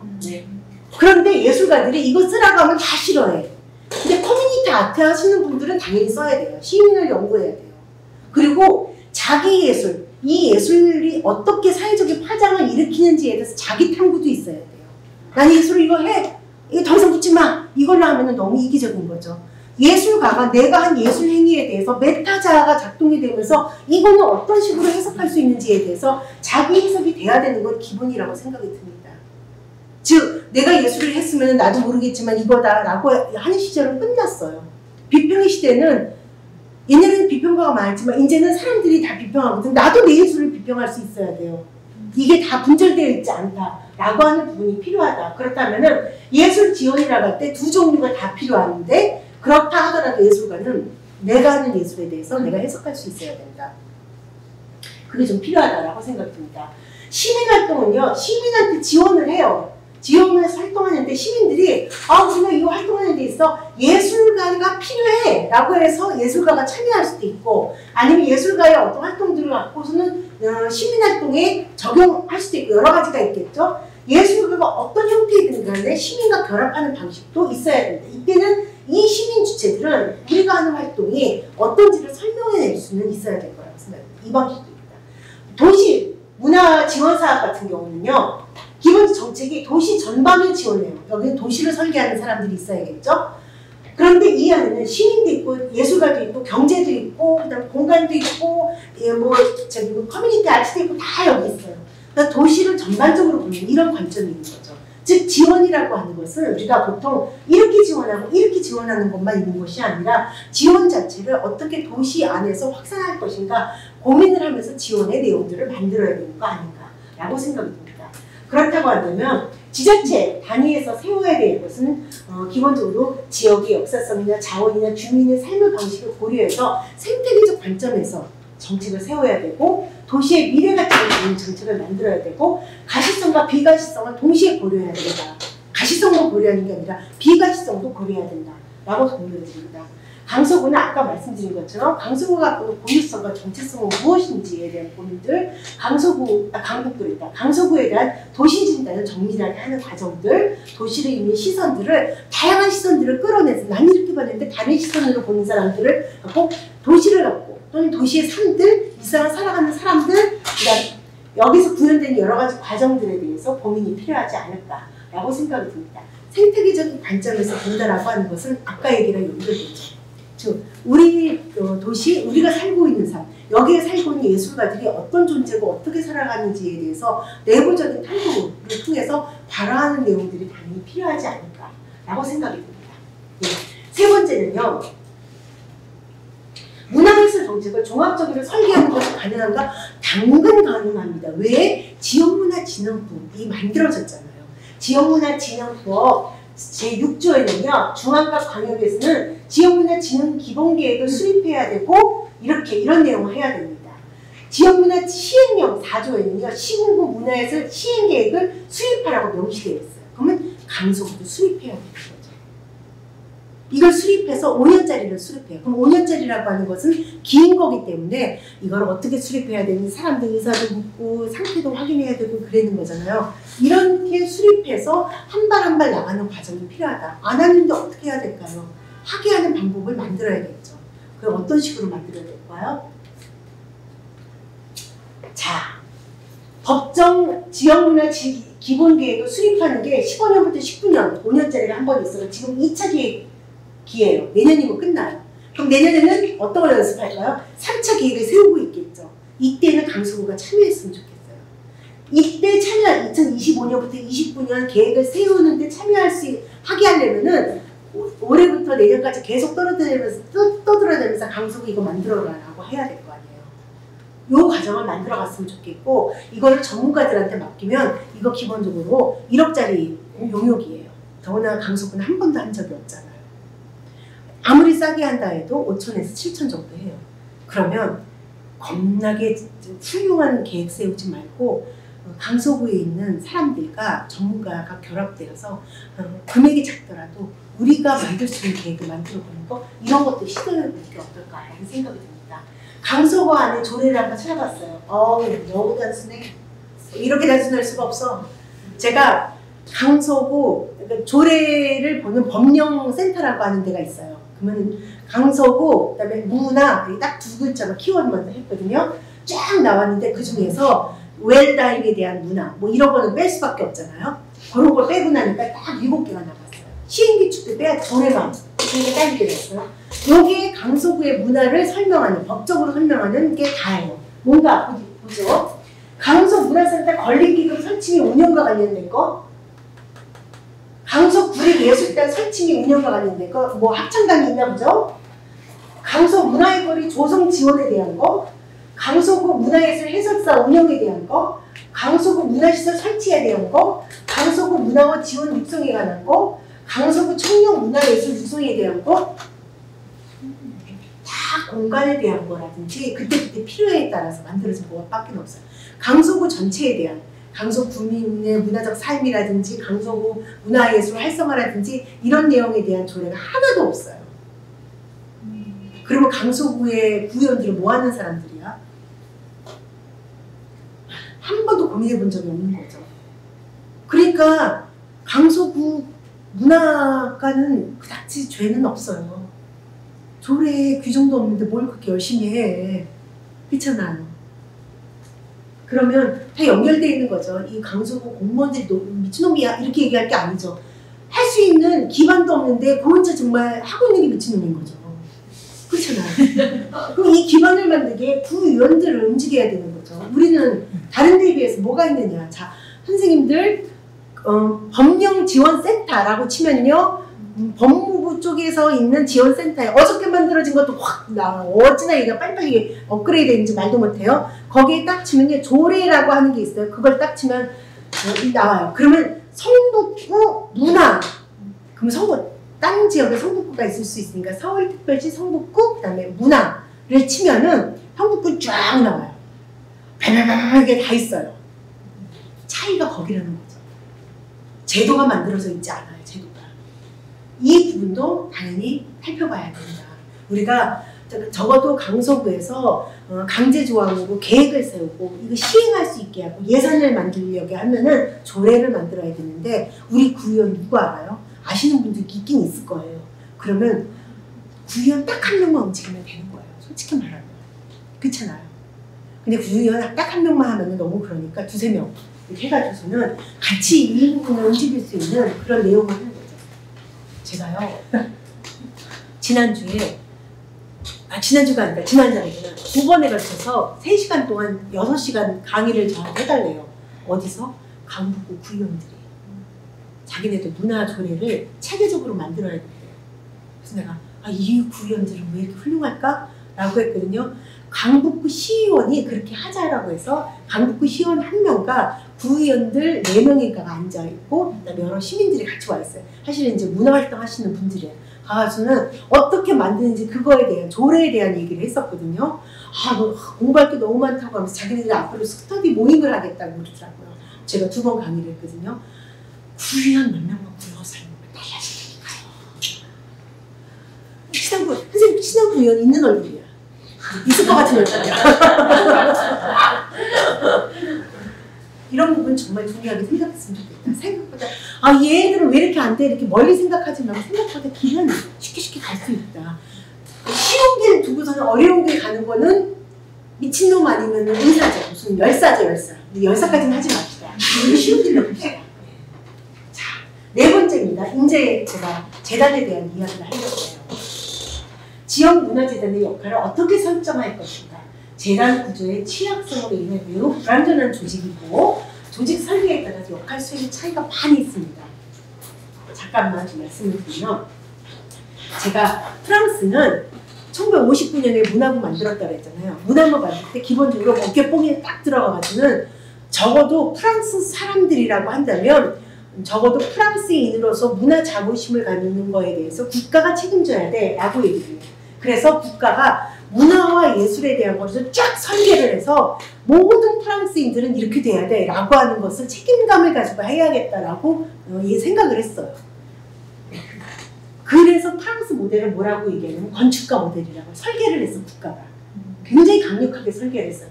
중앙정부의 강력한 계획과 역량력에 의해서 기본적으로 중앙정부는 예술진흥 국가 차원의 정책을 하고 지자체가 다 해요. 다 하는 구조로 그렇게 만들어준 구조거든요. 영국 같은 경우는 후원자 모델이라 패트론이라고 얘기를 하죠. 스폰서는 그건 약간 이상한 말이네요. 약간 이상한 말이네요. 패트론이라고 얘기를 하는데 뭐가 이상할 건지 선생님 짐작하시죠? 19금이에요. 네. 자, 후원자 모델인데 정부로부터 상대적으로 자유로운 불간섭주의자가 빼졌네요. 불간섭주의 원칙을 준수하는 거예요. 이걸 뭐라고 얘기하죠? 팔길이 정책이라고 얘기하죠. 암스랭스 폴리시라고 얘기해서 지원은 하되 간섭하지 않는 거야. 팔 길이가 있다고 한다면 지원한 걸 잡아채려고 하고 이거 못 살게 굴려고 하는데 안 닿잖아요. 팔 길이가 딱 있으니까. 요게 팔 길이 정책인 거죠. 근데 저기 영국 사람들은요, 아우 영국 예술이가 무슨 팔 길이 정책을 해. 때면요 손바닥 길이 정책해. 그걸 잡아채지는 거잖아요. 그렇게 한다고 자기네들은 계속 비난을 해요. 지난번에 영국 아카데미 시상식에서 주드로 아시죠? 주드로가 나와서 뭐라고 하냐면 영국 예술이의 정책은 너무나 팔 길이 정책을 하지 않고 막 이런 식으로 얘기하더라고요. 그래서 막 개념 뭐 배우고 막 이런 식으로 등극했던데 그런 식으로 영국도 팔 길이를 한 해 만에 맨날 이 논쟁을 많이 해요. 그렇지만 기본적으로 후원자 구조를 갖고 있어요. 근데 영국도 문화부가 생겼다고 그랬잖아요. 영국 문화부는 뭐라고 부르냐? 영국은 문화부가 진짜 산업이에요. 산업, 미디어, 커뮤니케이션, 관광국이에요. 관광부예요. 문화부라는 이름을 갖고 있지만 정신으로 지금. 자, 이렇게 하고 있고 미국은 어떤 모델이다? 퍼실리테이터, 촉진자 모델이에요. 연간 정부에서 지원을 할 때 예술성에 대해서는 간섭하지 않는 건데 예술성을 간섭했던 기간이 있어요. 그게 이제 미국에서는 1990년대 문화전쟁이라고 하는 건데 지원을 했는데 이놈의 예술가들이 이상한 짓만 하는 거야. 가서 예술가들을 지원한 데 가서 몇몇 사람들이 가서 봤는데 기절. 왜냐하면 그 하필이면 갔던 데가 뭐냐면 여러분 루이비통 옛날에 광고 중에서 신부님하고 수녀님하고 키스하는 사진 있고 막 이런 광고 혹시 기억나세요? 그 작가 거기를 갔거든. 근데 그 평가를 갔던 사람 입장에서는 이런 걸 예술이랍시고 아니 도대체 국가에서 이걸 예술이라고 지원을 하냐 이래가지고 난리버거지가 나고 또 어떤 예술가는 딱 지원한 데 갔는데 십자가를 이렇게 플라스틱으로 된 이렇게 케이스에 이렇게 벽걸이로 된 아크릴 판이 있잖아요. 거기다가 십자가를 빠뜨리고 오줌을 채워서 이렇게 걸어놨어요. 제목 오줌 예세요. 오줌 예서. 그러니까 뭐 그것도 막 난리가 또 났어요. 근데 이 작가는 뭐라고 얘기하냐면 내가 신성 모독을 한 게 아니다. 그러니까 기독교 정신에 의해서 만들어진 미국이야말로 정말 예수 정신을 모욕하고 노예제도, 원주민 학살부터 시작해서 정말 미국 자체가 신성을 모독하는 거다. 그것을 폭로하는 예술이 왜 문제냐 이렇게 얘기했다가 완전히 잘렸잖아요. 그리고서는 뭐 애니에를 해체하냐 마냐 이런 식의 이야기들이 있을 정도로 여기서 또 굉장히 강력한 논쟁들이 많이 있었어요. 최종적으로 그게 어떻게 되는지 아세요? 예술가가 그렇게 해도 되긴 돼. 그런데 이렇게 해야 되는 거에 대해서 대중들이 이해할 수가 없어. 그러니까 예술가들이 우리는 무슨 예술을 했던 거야? 대중들하고는 닮지 않고 우리 세계에서 혼자 그냥 예술하고 있었네? 그래서 새롭게 각광을 받은 게 커뮤니티 아트예요. 시민과 함께하는 예술. 그렇게. 그래서 미국 예술이 달라지게 되는 과정이죠. 나라마다 이렇게 접근 방식이 달라요. 그래서 우리나라는 정부 모델은 프랑스 모델이고 예술의 모델은 영국 모델입니다. 그래서 각각으로 정부 모델과 예술의 모델이 충돌을 해요. 정부가 예술이를 간섭해서 블랙리스트 같은 사건이 일어나고 막 이러는 거죠. 충돌을 하게 되는 거죠. 그러면은 지자체의 문화재단은 어떤 케이스냐? 이것도 아닌 케이스예요. 우리나라 지자체 문화재단이 설립된 이유는 딱 이겁니다. 주민의 복지라든지 문화사업에 대한 수요가 증대했어요.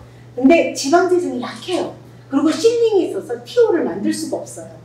행정력이 부족하다는 거죠. 이런 상황에서 지방정부에서는 공기업을 만들면서 다양한 공공투자, 건설업 이런 것들을 하고 세수 확대를 위해서 민간 투자를 시도합니다. 그리고 준정부 조직, 공공을 만드는데 이런 가운데에서 조직을 합리화하는 과정을 만들고 그래서 복지나 문화사업들, 시설부 사업들 이런 것들을 통폐합해서 만들어가는 그런 과정들이 있습니다.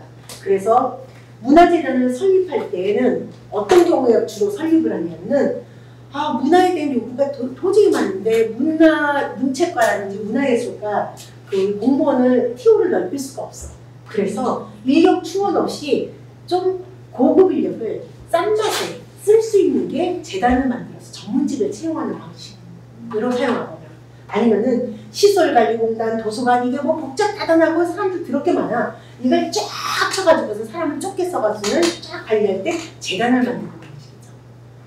아니면은 축제나 행사 하는 게 너무너무 많아. 공무원이면 다 할 수가 없어. 그러니까 그런 전문가가 있어서 단기간에 할 때 재단을 만드는 경우가 있습니다. 그래서 이런 경우에는 재단의 인원이 4명 정도예요. 축제할 때는 그 비정규직들이 잔뜩 있고 여기에 재단을 만들었던 기본적인 우리나라의 흐름입니다. 실제로 우리나라 기초지자체 중에서 재단을 제일 먼저 만든 데가 어딜까요? 최초로 재단을 만든 데는요. 이 이유로 만든 게 아니라 진짜 문화정책을 제대로 하겠다고 만든 데예요. 부천문화재단.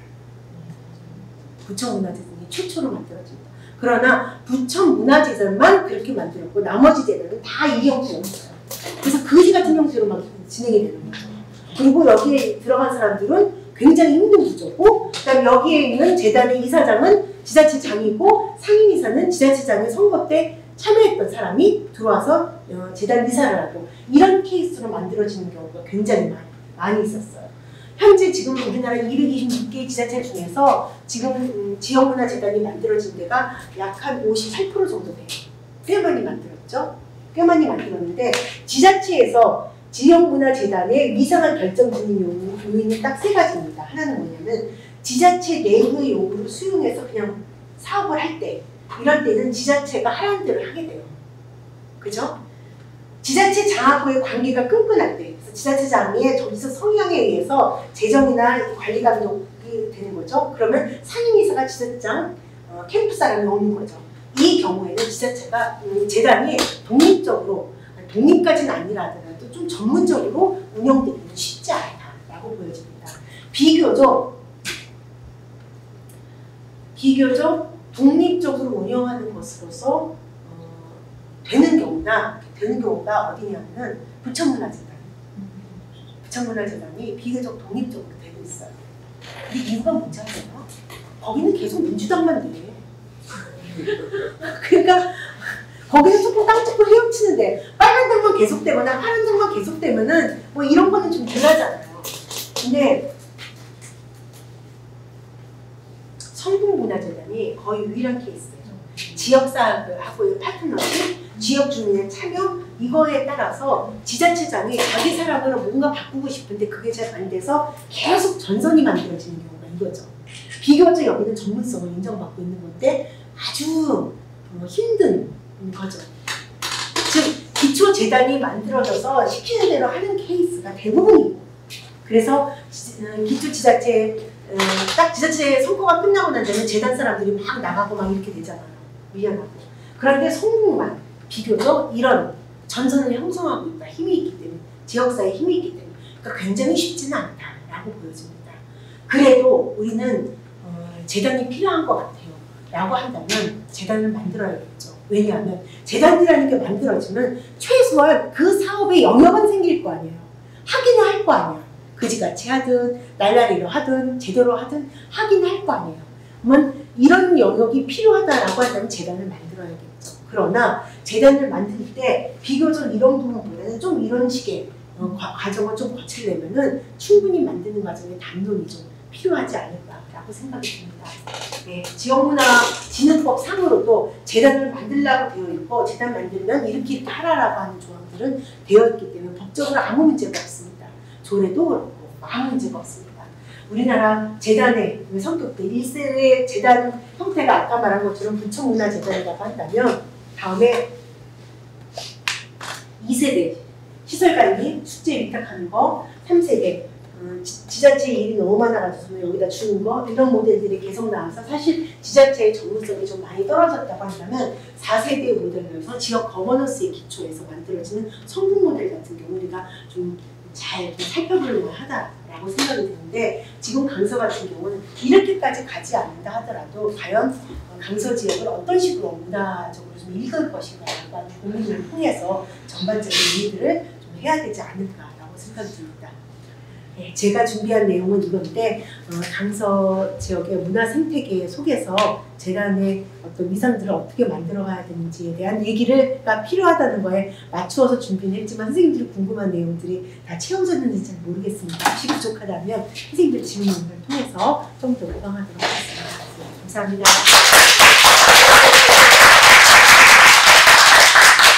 혹시 질문사항 있으세요?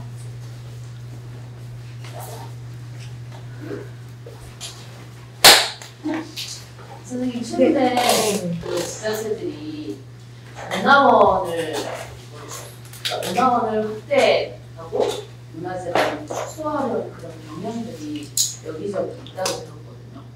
혹시 그런 추세에 대해서 좀 들으신 적 있으신가요? 들은 바는 없어요. 네. 문화센터라면 뭘 말하는지는 모르겠지만 아니 문화원하고 문화재단. 문화원과 문화재단은 그거가 하나 이렇게 1대1로 보는 거는 조금 맞지 않는 얘기인데 문화원이 큰 데는 같은 경우는 뭐 1대1로 볼 수도 있겠죠. 근데 기본적으로 문화원이 더 커지고 있는 어떤 일반적인 흐름이 있다는 전혀 아닌 것 같아요. 어떤 지역의 어떤 특성들이지 않을까라고 생각이 들어요. 그러니까 기본적으로 문화원에서 뭔가를 이사를 하시는 분들이 지역에 어떤 좀 원로가 많으시고 선거에 개입하는 경우가 많이 있고 그러다 보니까 선거 때문에 뭐 문화원에 대해서 뭐 원사를 지어주겠다는 등 뭐 사업을 더 어떻게 늘리겠다는 등 이런 것들은 있을 수 있긴 하지만 선거도 지난 지 한참 됐고 앞으로 거는 한참 남았는데 그럴 것 같지는 않긴 한데 아마 강서구에서 그런 흐름이 있다고 한다면 강서구는 옛날부터 문화원이 좀 셌으니까 그럴 수는 있겠다라는 생각이 들어요. 다른 지역은 그런 거는 저는 못 봤어요. 네. 다만 문화재단들이 다 그냥 한바탕 광풍이 쓸고 갔죠. 왜냐하면은 지자체 선거 끝나고 난 다음에 다 내쫓고 사람 바뀌고 그거에 실망한 젊은 청년들을 그만두고 뭐 이런 것들은 전국에 다 있었어요. 그래서 제가 재단에 안 들어갑니다.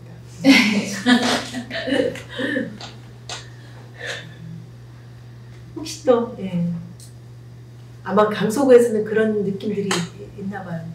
문화복지정책 처음 시작했을 때 강서구 같은 경우는 우리나라 최초의 문화의 집 1호가 강서구에 있었잖아요. 학원문화의 집. 지금은 없어졌죠. 그게 문화원이 운영하는 걸로 했고 그 공간은 나중에 문화원이 그냥 가져가고 있죠.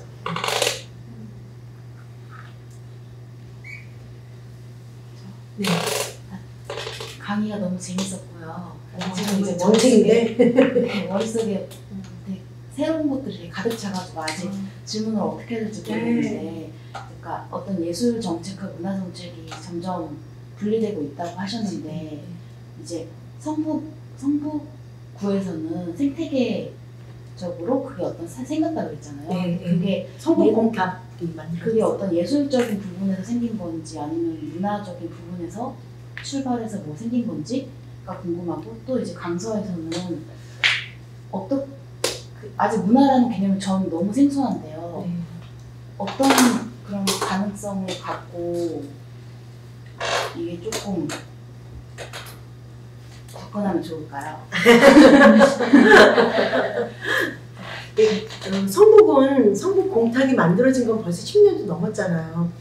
거기는 사람들끼리 같이 이야기하자고 하면서 기획자 예술가들이 모이고 마을 활동가들이 모이고 이렇게 했는데 아무래도 활동 전체적인 것들은 기획자 중심으로 좀 가는 것 같긴 해요. 그래서 개별적인 활동들을 하는 예술가들 같은 경우는 좀 불만도 좀 있고 그러긴 하지만 그래도 전체적으로는 약간 이제 지역과 일상, 지역, 마을, 예술 이런 키워 들어가는 것 같아요. 근데 마을로 들어간 예술은 예술일까 그냥 공동체인가 이게 사실은 이제 형태가 흐려지면서 사람들과의 결합력이 굉장히 높아지잖아요. 그러니까 그런 활동이 가능하신 예술가들은 충분히 활동하시고 개인적인 작업들로 조금 특화되신 분들 같은 경우는 쟤네들은 맨날 저렇게 한다 이런 식의 얘기들이 좀 많이 있는 것 같긴 하거든요. 그래서 사실은 이 공탁에 성북문화재단도 원어브 댐으로 참여해서 같이 지역의 공론장을 만들고 그런 가운데에서 이 재단에서 할 일은 재단이 하고 민간에서 할 일은 민간에서 하고 결합해서 하고 이런 역할들을 해왔거든요. 그러니까 재단이 공탁을 먹으려고 하지도 않고 공탁이 재단 위에 들어가려고 위로 가지도 않고 그러니까 공탁이라고 하는 지역 커뮤니티 안에 재단이 관으로서 그냥 원어브댐으로 들어와 있는 이런 상태였어요.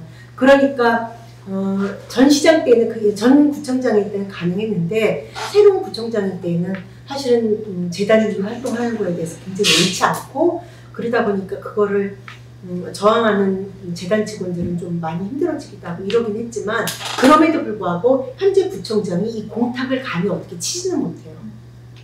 그러니까 힘의 균형이 생긴 거예요. 미워도 같이 살아버릴 수밖에 없게 된 게 균형이잖아요. 미우면 죽여버리면 되는데 죽일 수는 없어. 같이 살아야 돼. 이게 딱 균형 아니겠어요? 피곤은 하죠. 피곤은 하는데 잡아먹히지는 않을 거예요. 그리고 예술은 어차피 그 선상에서 잡아먹히지 않은 채 자기 활동들을 해나가야 되는 거잖아요. 라고 한다면 저는 그 정도 균형이면 훌륭하다라고 보여집니다. 라고 느껴져요. 강서에서 그렇게 하기에는 좀 쉽지는 않다고 생각이 들어요. 사실은 공탁이 그렇게까지 지금 벌써 14, 16년 이렇게 되기까지는요. 구청장이 김영배라는 구청장이 있었고 그 다음에 재단 대표는 김종이라고 하는 재단 대표가 있었고 이 민간 커뮤니티 안에는 이원재라고 하는 사람이 있었기 때문에 사실 이게 가능한 거였어요. 다 기라성 같은 사람들이거든요. 그러면은 우리가 너무 또 힘들게 하려면 또 가랭이가 찢어지고 또 이렇게 부담스럽잖아요. 그러니까 우리 안에서 그런 근육을 만들어가는 과정이 좀 필요할 거라고 생각이 들어요. 그래서 저는 뭐 강서 네트워크가 문화 네트워크가 있는지는 모르겠지만은 약간의 이제 모임 형태로 정보성을 가지면서 모이고 공부하고 그러는 과정들이 좀 필요하고 그런 틀들을 만들어야지만 그나마 연배가 좀 있으신 분들 같은 경우는 지역에서 그래도 이야기할 거리라도 이야기할 대상이라도 만날 수 있는데 젊은 친구들 같은 경우는 택도 없잖아요. 그냥 강서를 떠나는 수밖에 없잖아요. 그 마포나 또는 뭐 물레에서 보면은 자기 원래 사는 데가 강서라는 사람도 꽤 많이 있거든요. 최소한 떠나간 친구들이 활동할 수 있는 여지라도 만들 수 있으려면은 그런 어떤 좀 이렇게 플랫폼이라도 좀 갖추고 있고 그 플랫폼이 성장하는 시간을 좀 가져야 되지 않을까라는 생각이 듭니다. 이런 같은 자리도 좋고요. 그리고 또 실제로 이런 자리가 있다고 한다면 그래 지역에서 그런 활동하는 게 중요하지라고 해서 그렇게 뭐 이렇게 사람이 그렇게 생각하지 않고 올 사람은 많이 있어요. 너무 저렇게 많이 쓰지는 말고요. 그러나 그런 거 정도는 이해하는 사람도 뭐 저도 그렇고 또 많이 있다라는 말씀을 드릴 수 있어요. 살짝 농담이었는데 농담을 진담으로 받아들인 것 같은 느낌이라서 어쨌든 지역 안에서의 그런 네트워크가 필요하다라고 보여집니다. 현재 어쩌다 보니 생활문화 동아리 단체, 시니어를 기반으로 한 단체가 있고 그 단체가 운영이 되는데 제가 고민하는 부분은 이분들은 취미세요. 취미이기도 하고 제 인생의 그러니까 제2의 전성기 아까 말씀하셨던 동아리의 개념이 있는데 제가 고민하는 건 이분들이 원하는 그런 목적 하에 전문 예술 영역인들 젊은 예술인들과 이 시니어 취미로 하시는 분들에게 어떻게 이걸 화합시키느냐라는 고민을 좀 갖고 있거든요. 물론 이게 단시간에 될 문제가 아니라는 건 알고 있지만 두 집단이 하나의 어떤 그 어떤 단체 안에 어떻게 잘 섞여 들어갈 것인가 항상 고민하는데 제가 생각하는 건 교육? 지금 현재 상황을 제가 내린 결론은 교육밖에 없지 않을까라는 생각을 하고 있는데 혹시 경험이 많으시니까 어떤 다른 방식으로 두 집단이 섞일 수 있는 방식이 있을까?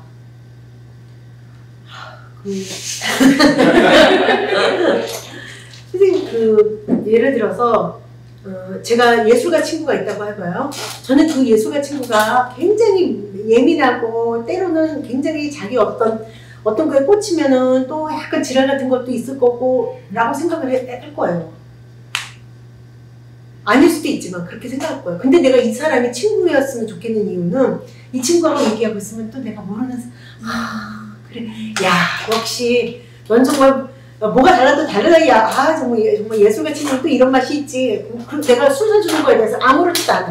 얘가 돈이 없을 건 난다 너무 잘 알아서 얘가 지랄을 해도 이 맛에 내가 또 술을 사줘서 괜찮아. 이런 식의 관계가 흐름이 있거든요. 즉 나는 예술가로서 이 사람의 특성을 이해하고 있고 이 사람이 갖고 있는 장점도 이해하고 있으니까 나는 이 사람에 대해서 어떻게 해야 되는 거에 대해서 내가 굉장히 친구인데 엠빵도 안 하고 이렇게 나는 이렇게 생각 안 할 거라는 거죠. 뭐 이 친구도 자기가 이렇게 하는 거에 대해서 얘는 최혜자는 내가 무슨 말 하는지 뭔지 알고 있고 그 다음에 내가 아직 정리되지 않은 얘기를 막 하다가 중간에 꼬였다 하더라도 그래 그 중에 한 두세 달 있다가 만나면 그 다음 얘기가 진전돼 있을 거야. 얘가 딴 데 또 예쁘게 또 어디 가지도 않고 그 생각만 하고 있을 거니까 어차피 그러고 나는 알고 있을 거라고요. 그러니까 일반인인 저와 이 예술가가 같이 친구가 되는 방법을 서로 알고 있어요. 그러니까 친구가 가능하잖아요. 제 친구들도 그렇고요. 그리고 근데 자주 만나진 않아요. 피곤해서. 저는 일반 취미로 하는 사람들이 예술이 뭔지 예술가의 사유방식과 행위방식에 대한 이해가 필요하다고 생각이 들어요.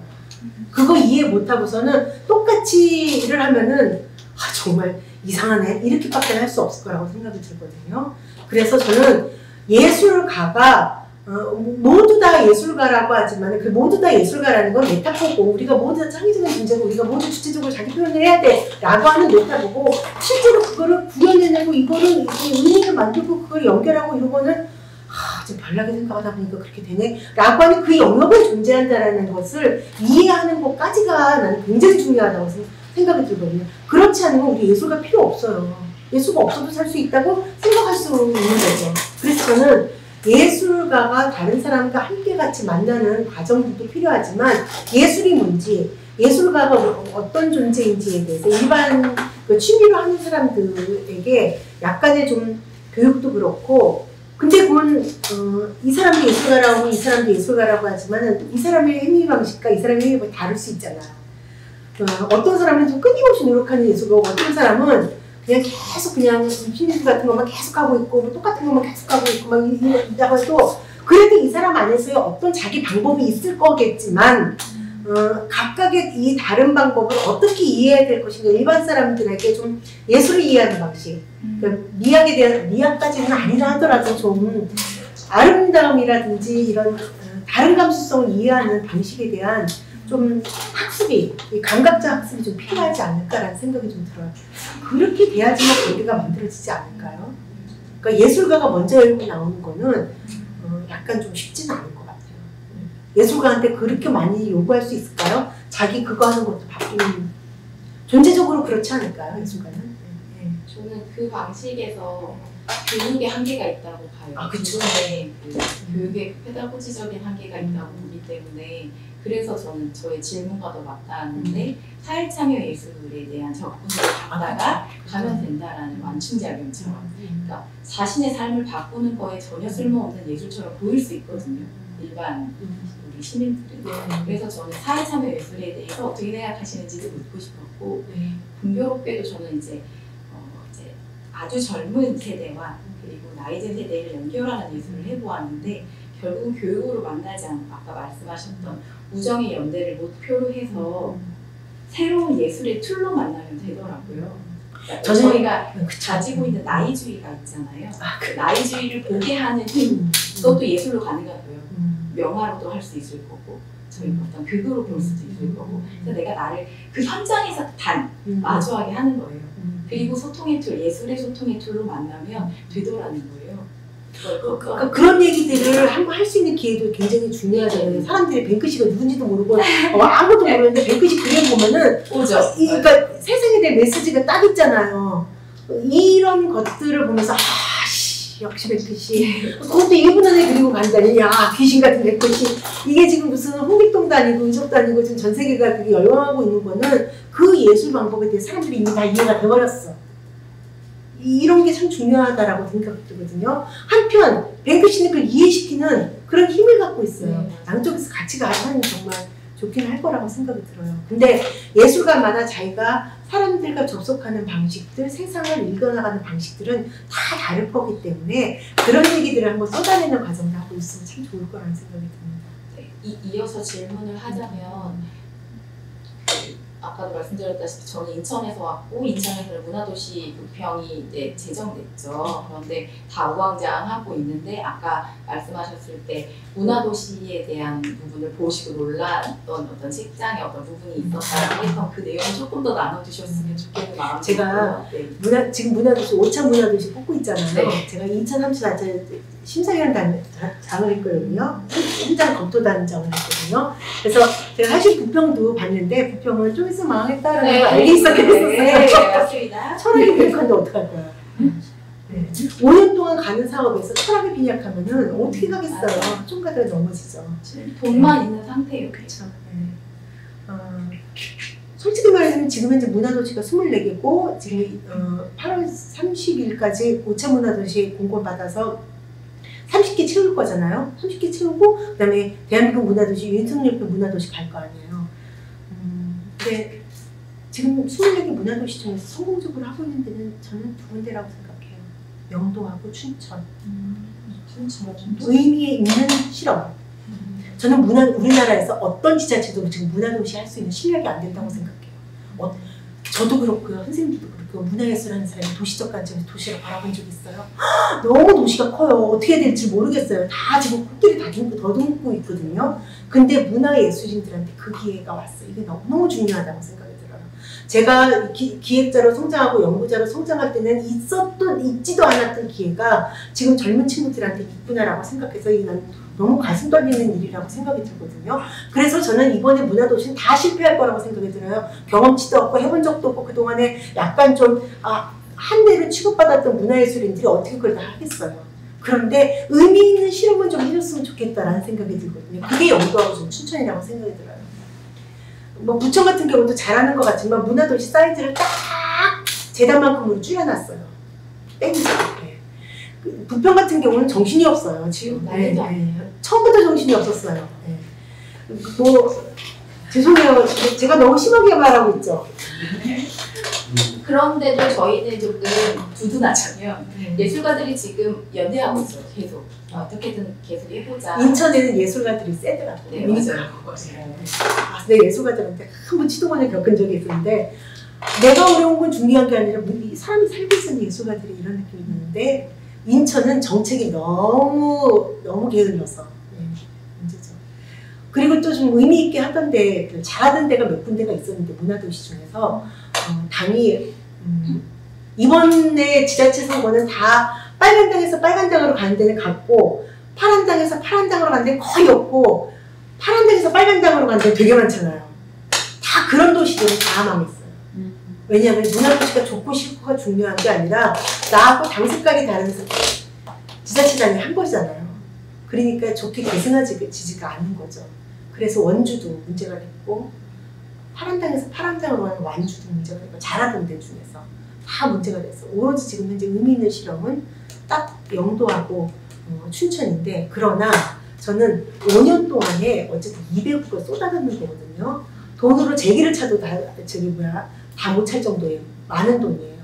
그리고 이것도 30%에는 30%만 하드웨어로 쓰고 나머지는 다 소프트웨어나 이렇게로 쓰라 하니 이 큰 돈을 쓰기도 너무너무 해본 적이 없는 짓이잖아요. 어떤 방식으로든지 사람들이 성장할 거다. 젊은 사람들이 성장할 거다. 그렇게 성장된 친구들한테 한 5년, 10년의 시간이 주어지면 새로운 문화도시가 다시 시작되지 않을까. 그건 다른 이름이 된다 하더라도 지금까지는 우리가 문화도시를 할 만한 능력조차 안 되는 사람들의 저 포함. 제가 문화도시 전문가도 아니거든요. 도시에 관심도 없었어요. 저 문화다양성 하던 사람이거든요. 그런데 제가 문화도시 단장을 하고 돌아다녀. 뭐야. 제가 지역문화나 생활문화에 관심이 있고 그거 좀 이렇게 약간 전문가로 취급받아서 그렇게 하긴 한 건데 저는 도시 공부 다시 했어요. 그럼 내가 지금 방금 도시 공부 다시 하고 하는데 내가 무슨 전문가예요. 저 정도 수준이라는 거죠. 다 능력직이 안 되는 거예요. 그럼 문화도시가 어떻게 성공을 해요? 성공할 수가 없고 당연히 실패하는데 의미 있는 실험을 좀 지역에서 다 해줬으면 좋겠다. 그거죠. 다시 질문으로 돌아가면 그래서 저희 이게 문화도시라고 하는 것이 채택이 돼서 문화도시라고 표현을 했잖아요. 그래서 저는 그 재단 사람들과 만나서 설득을 하는 작업에선 결국에는 고유의 예술성보다 뭔가 시민에게 맞닿고 정책과 경제적으로 뭔가 가시적으로 보이려면 그래서 표현하기에도 좋은 닿는 사회참여 예술을 하고 싶기도 하고 그래서 설득을 하려고 했던 거거든요. 근데 문화도시라고 하는 그거의 원래의 취지가 방향성이 있을 거라는 생각이 있어요. 근데 아무리 부평구재단 들어가서 봐도 무슨 말인지 모르겠어요. 그래서 혹시 선생님이 생각하시는 문화도시의 어떤 커다란 거대한 어떤 방향성이나 그런 개념이 있으신지가 궁금했던 거예요. 네. 문화도시는 문화 생태계적 관점에서 지역 생태계적 관점에서 사람들이 살고 있는 모습을 다시 한번 재구성하고 이 문화를 통해서 지역 경제도 재구성하고 예술도 재구성하고 도시 차원에서의 새로운 어떤 그 생태계를 다시 구축하는 거. 그렇다면 거기에 제가 같이 말하고자 하는 사회참여 예술과 같이 설득이 들어간다면 좀 더 괜찮을까요? 사회참여 예술이라고 하는 게 선생님 사실은 개념 있는 얘기는 아니잖아요. 근데 다 사실은 뭔지는 알아요. 그렇지만 정확하게 어떤 개념이다라는 걸 모든 사람들이 알 거라고 생각하지 않았으면 좋겠어요. 그러니까 문화도시라고 하는 전체 틀 속에서 예술가 활동들이 있을 거고 이 예술가 활동이 이 전체의 비전이나 미션 속에서 어떻게 결합할 것인가라고 하는 그 지점을 만들어야지 사회참여 예술이라고 얘기한다면 듣는 사람은 이걸 뭘 어쩌자고 하는 건가? 공모사업을 자기한테 더 주자는 건가? 이렇게로 받아들일 가능성이 있다는 거죠. 그러면 재단 안에서 사용하고 있는 사회참여 예술적인 어떤 부분, 뭐 공동체 예술이라든지 지역 주민을 살리는 예술이라든지 그쵸. 이런 차반되는 지점들을 그쵸. 찾으라는 거죠. 그걸 접목점을 찾아야죠. 제가 궁금한 건 문화도시 같은 경우는 범위가 넓고 사실 강서구에 오신 분들은 문화도시보다는 문화재단이나 이런 게 관심 많으실 거라고 생각하거든요. 근데 현실적으로 지금 재단이 바로 만들어지기 어려울 것 같고 제가 생각했을 때는 강서구에 있는 이런 다양한 단체들이나 기관들이 중앙정부에 있는 지원 사업에 공모를 해준다든지 이런 방식들이 좀 필요한 것 같은데 작년 거의 6월부터는 공모 사업들이 거의 안 떠서 이런 상황에서 올해 6월? 작년 6월부터 별로 안 뜨더라고요. 작년 6월? 네. 제가 느끼기에는 근데 이런 단체들이나 기관, 예술가들이, 시민들이 지금 이 현 상황에서 좀 앞으로 나갈 수 있는 방향이 어떤 것들이 있을까요? 선생님, 저는 매년 저기 문체부 예산 전체를 살펴보는데 예산 자체가 준 건 아니에요. 예산 자체가 준지 않았는데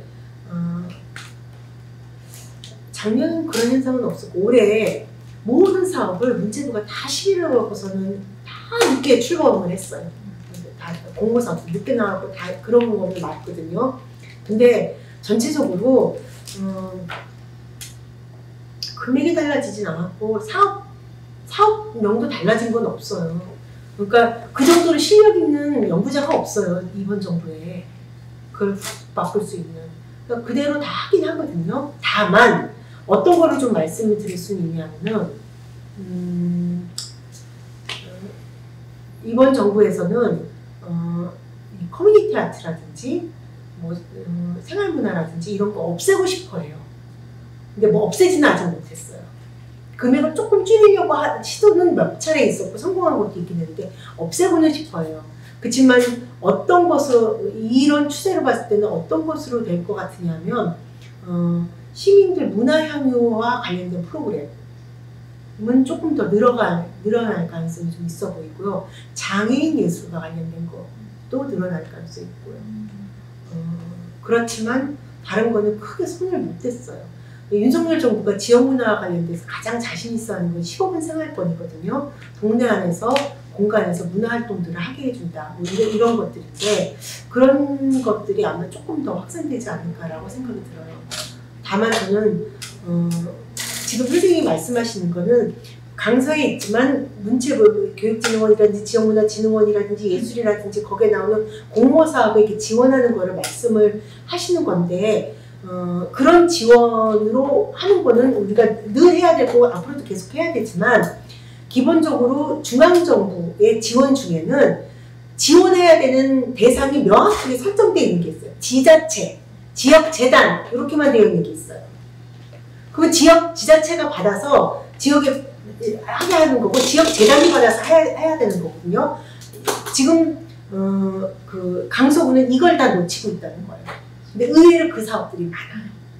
그러니까 왜 그러면 지역재단이 꼭 이걸 내가 해야 돼? 문화도시 같은 건 지자체가 신청하는 거예요. 그리고 돈 규모가 그래도 뭐 한 2억, 3억 이렇게 되는 거는 민간 한 단체에다 주지 않고 재단에 주는 거거든요. 그럼 재단이 그걸 갖고 민간하고 같이 하는 거죠. 이런 사업들은, 큰 사업들은 지금 강서구가 다 놓치고 있다는 사실이에요. 그러니까 더 기회가 없는 거죠. 강서구에서 할 수 있는 일이 없는 상태에서 다른 데 같은 경우는 우리 지역에서 하는 게 있고 거기에다가 서울시 거도 있고 그 다음에 문체부 거도 있는데 여기는 강서구가 없는 상태에서 그렇게 해야 되니까 쉽지 않은 것들이 좀 많이 있어서 그 기회를 놓치고 있는 거는 분명히 있다. 그러니까 그 부분에 대해서 강서구하고 얘기를 하든지 그래야 될 것 같은데 다만 일부 지자체 중에서는 옛날에 지금은 거의 다 재단을 다 만들었지만 재단이 없는 지자체 중에서 그 지자체가 우리는 여기를 재단으로 삼고서는 여기가 대표로 하겠다라고 해서 하는 경우도 있어요. 그것도 성의가 있어야지 가능한 거죠, 사실은. 네. 강서구는 그것까지 될런지 강서구하고 그렇게 얘기할 수 있는 채널이 있는지는 잘 모르겠지만 어쨌든 그게 좀 필요합니다. 강서구에 이제 사회복지 대상들이 좀 많이 있기 때문에 지금 현재 모든 공무원 지원 사업 중에 다른 것보다 금액이 2배 이상 큰 게 장애인이거든요. 그 예산도 자꾸 늘어서 장애인 예술원은 너무너무 힘들어요. 미치겠다고 제가 예산 또 늘었다고.